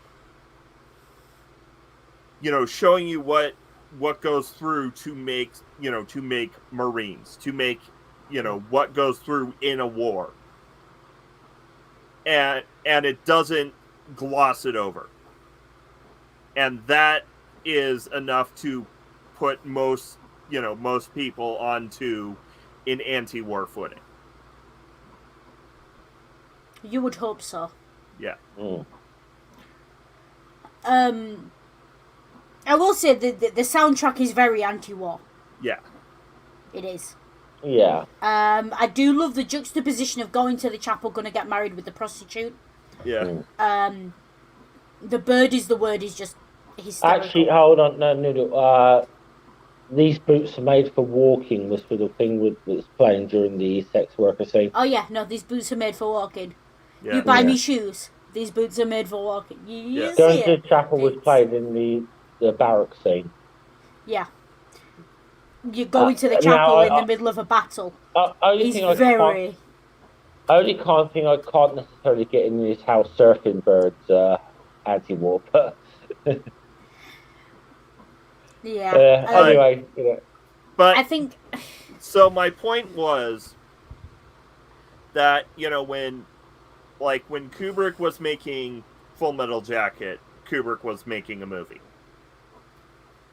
When Kubrick was making 2001, he was specifically out to make the theoretical good sci-fi movie. Yeah. Yeah. That tracks. And his pretentious genre axe to grind got in the way of making a good an movie. effectively good movie. Right. I will say there's two things. First of all, Full Metal Jacket is emblematic of the post-Vietnam, pre-90s American Vietnam War film, which is war bad, war violent, war vicious, war brutal, was the general aim. The American war films went through a historiography, if you like. They started out as propaganda films. Yeah. Green Beret. Then they became war is bad. There's any number of you could put in there, but that's where this falls. Yeah. Then in the 90s you had the satire of war. They'd gotten over the trauma of it, or they seemed to have gotten over the trauma of it, and now they wanted to laugh about it. They were in the denial stage. Vietnam. Good Morning Vietnam, Yeah. Stripes, films like that. Stripes, hold on. Stripes was actually released before about. Yeah, I know it was, but it was before, part yeah. of that historiographical. Yeah, this era. is Stripes is way. It's before this movie was made. No, it wasn't. Stripes. It's before Full Metal Jacket, I promise you. Oh yeah, no, it's 1981. So Yeah. Stripes is very early, but indicative of where it's going to go. Well, And the Stripes had the impact on this of the comedy, which then became Good Morning Vietnam. So it all sort of feeds in. Yeah, I mean, you remember something what I said about earlier in the film about the way Can I just finish this point? Go on then. American cinema did something really telling. American cinema started releasing films about the Vietnam War in the early 2000s.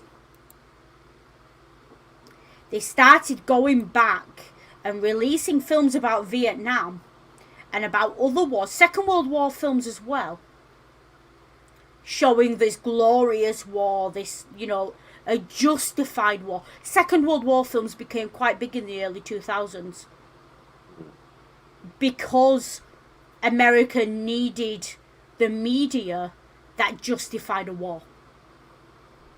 It kind of went full circle in that sense. Oh, yeah. And films are slowly starting to come out about the Iraq and the Afghanistan experience. You had The Men Who Stare at Goats, which was very much a satire. You had American Sniper, which was very much a parody. So what's happening is with Afghanistan and Iraq rather than going through that process of Vietnam syndrome, which was propaganda, war bad, let's laugh at it because if we don't laugh we'll cry. It's happening all at once. And the American psyche and the response to Iraq and Afghanistan in the American psyche, and say that in a very general term. Yeah. Movies will only make it to screen if someone deems them profitable. Movies are only profitable if they speak to the audience on a very personal level. Or if they are, because if they don't speak to the audience, they're not going to be, people aren't going to go see it. People don't want to watch it. Yeah? Yeah. So what we found is throughout Afghanistan, especially early in Iraq as well, is you had these movies that they've been referenced. There were a few 9/11 movies that came out that almost tried to justify Iraq and Afghanistan. Think about films like Remember Me, starring Rob Pattinson, films like that. Yeah. But then they very quickly went from films like Jarhead and things like that to really cutting satire before the war was even over. And if there's one thing I can say about America, and one potential positive, they've learned much faster than they did last time. Yeah. People were making Vietnam comparisons to Iraq in 2004 in academic articles. I know this for a fact because I read them. That was a year after the invasion of Iraq. Yeah.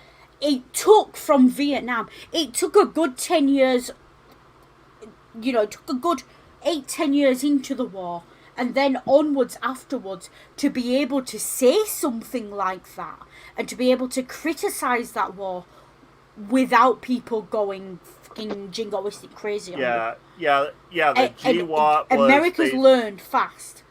Yeah, what America needs to learn to do next, instead of comparing wars to Iraq and Afghanistan, is to not get into the war in the fucking first place. Good luck with that. Yeah. The French can fight their own battles, and if they can't, tough shit. The GWAT, or Global War on Terror, was basically Vietnam 2 George W. Boogaloo. I love that. Yeah. That was brilliant. Why didn't you say that to me when I was writing my dissertation 8 years ago? Or in other words, to borrow a phrase from a different franchise, in fact, not even a film franchise, a video game franchise, War never changes. Yeah. Same story, different dates. Yeah. The one thing I will say, my opinion on Iraq can be summed up in one line from an Eminem song. And it's, strap him with an AK-47, let him impress daddy that way. Which was the opinion circa 2004 onwards in the UK. We knew. And I think the fact that we knew in the UK, I don't know about America, but in the UK we knew Iraq was irrelevant. Iraq was nothing to do with 9/11. That really... That sped up the process. Yeah, in the US we eventually caught on, but we were we were a bit drunk on the 9/11 Kool-Aid. Oh no, we were outside Parliament in 2003. Well, I wasn't outside Parliament. I was outside my local cinema holding a protest. But we were protesting in 2003 that this wasn't our war and it was not to do with 9/11. There were around 2 million people on one day that demonstrated. Oh. MI6 didn't like that. Okay, so okay. They know me. They got me on file. Yeah, me too. But it is one of those things. I remember literally, and this is the only time I'll ever admit this, I remember knocking off school to go in my school uniform to an anti-Iraq protest outside my local cinema. Ring, you know where we got married in the town hall? Yeah. You know the building opposite it that was really derelict? Yeah. The protest was held outside that building. Ah. I'll tell you a brilliant story about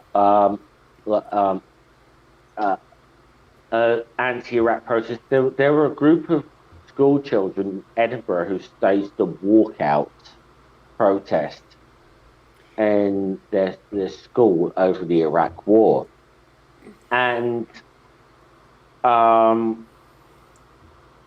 it garnered a bit of news attention, and there was one reporter on the scene who was so condescending to these kids, sort of saying, "Oh well, yeah, really, I said, look, you're like 13. You're like 13 years old.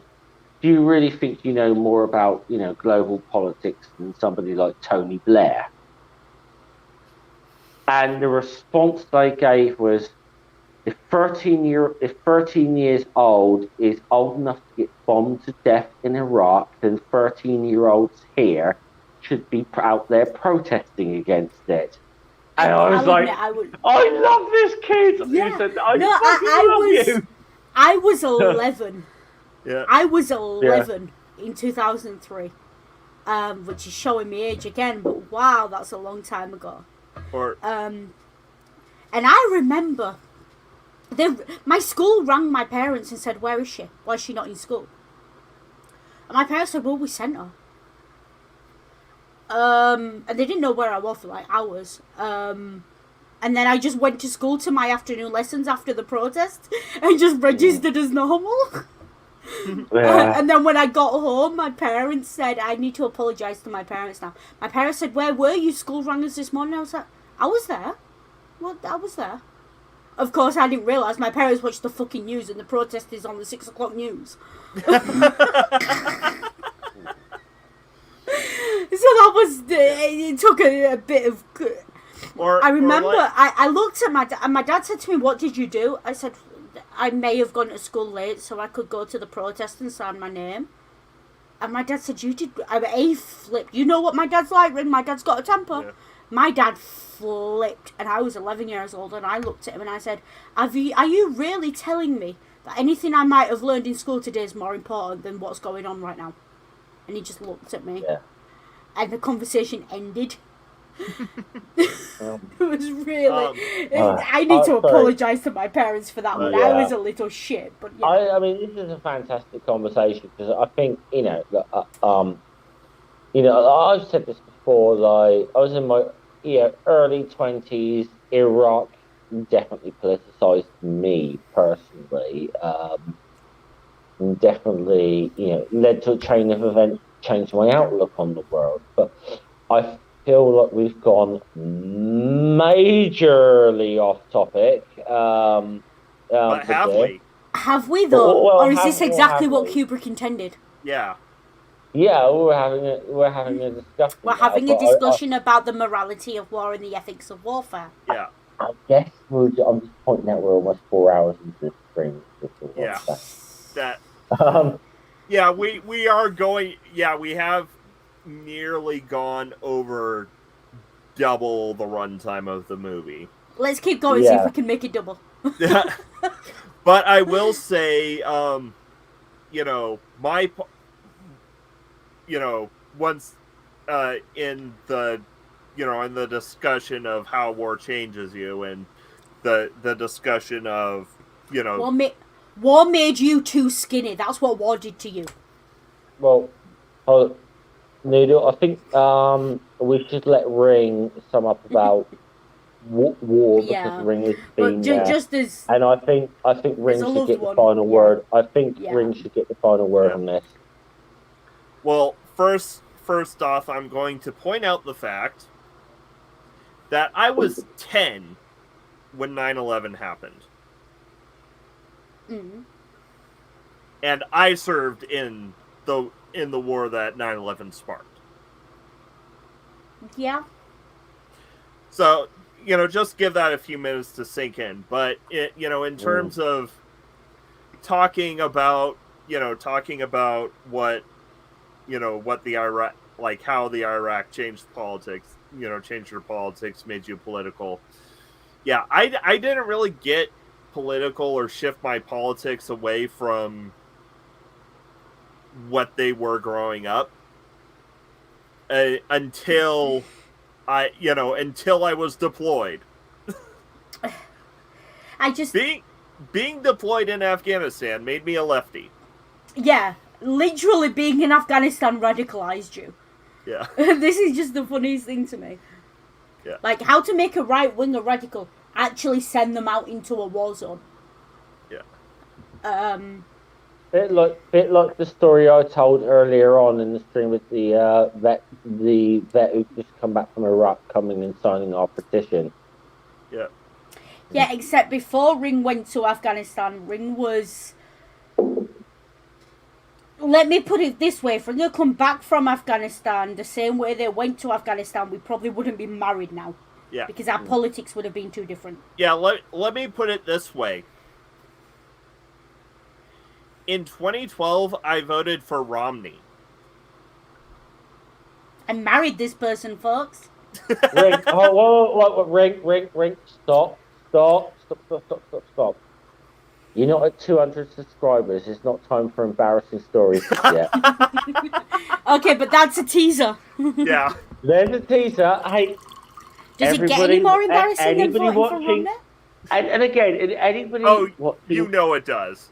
and anybody watching the stream, if you are not subscribed already, please subscribe. Yeah. Yeah, and Yeah. if you subscribe, you'll get to hear such classics as the helmet story. And the camel pack story. And the knee story. And Yeah. the cooker story. Yeah. Now, I'm going to say... the spare tire story. Oh, God. Okay. No. Right. You know what? Get me to 200 before the end of the year, and I'll include the spare tire story. Right, okay. I'm going to be on that stream. I'm including it. Right. Stop. Everybody. If anybody is still watching this right now, please be aware, although I am a regular guest on these streams, I do not know any of these stories that have just been referenced here. I want to fucking hear them. Hey, please, fucking get Rings at 200 subscribers. I want to hear these stories. I should point out as well, these are only the stories that have happened since I've met Ring. Yeah. They had 20 years of life before me that I know shit all about. So I'm also looking forward to the embarrassing stories stream. So please subscribe so I can learn more about my spouse and pass the interview to get my green card. Someone, just somebody go out there and make a dozen fucking soccer accounts and get Rings of 200. I want to fucking hear these. They're fantastic. They're brilliant. And with that, I think we should move to shilling. Cool. Okay, who's going first? I've got a note to shill, so off you go. Okay. Not much to shill. Nothing is scheduled coming up. However, I did do a very brief live stream earlier today, just to get some shit off my chest, in all honesty. And I've addressed this fuckwit a few times in the past, but yes, if the any new boss. Yes, and Ring actually. Boss. I vented some frustrations I've had with the atheist activism kind of movement, but in particular, one David Silverman. So if you want to, please go and check out my little stream I did about him, and I did a little short about him last night as well, and it was basically I did a Michael Buffer thing, introducing the undisputed, undefeated heavyweight champion of the world on shit takes everywhere, David Silverman. Yeah, I've got opinions about Silverman, okay, and unfortunately every few months he seems to say something really fucking stupid that I feel like I need to address. So go and watch that if you want. Isn't Silverman the inflatable banana person? No, that's Matt Powell. Okay. Wait, so here's the question: did Dr. Peel move to Dinosaur Adventureland with Matt Powell? I haven't heard. That sounds like a fan fiction that I don't want to read the ending of. I haven't heard officially if Dr. Phil has moved there. This is kind of one of the things that now bothers me with Kent Hovind and Matt Powers. If they break up, who's going to get custody of Dr. Phil? In other news, I tell you what, I'll shill.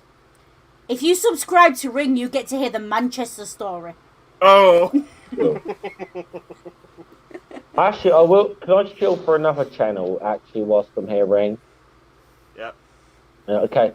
Because I know they've been sharing a lot of my videos, and I have a couple of the people least one of the people involved with this channel has been plugging U-Ring. So, answers and reason, if anyone is not subscribed to them, give them a subscription. They are a criminally underrated channel on YouTube. Okay, so once again, get me to 200, please, and you will get to hear all the embarrassing stories. I has a list that that we can fit into a reasonable amount of time. We might have to do a part 2. Yeah.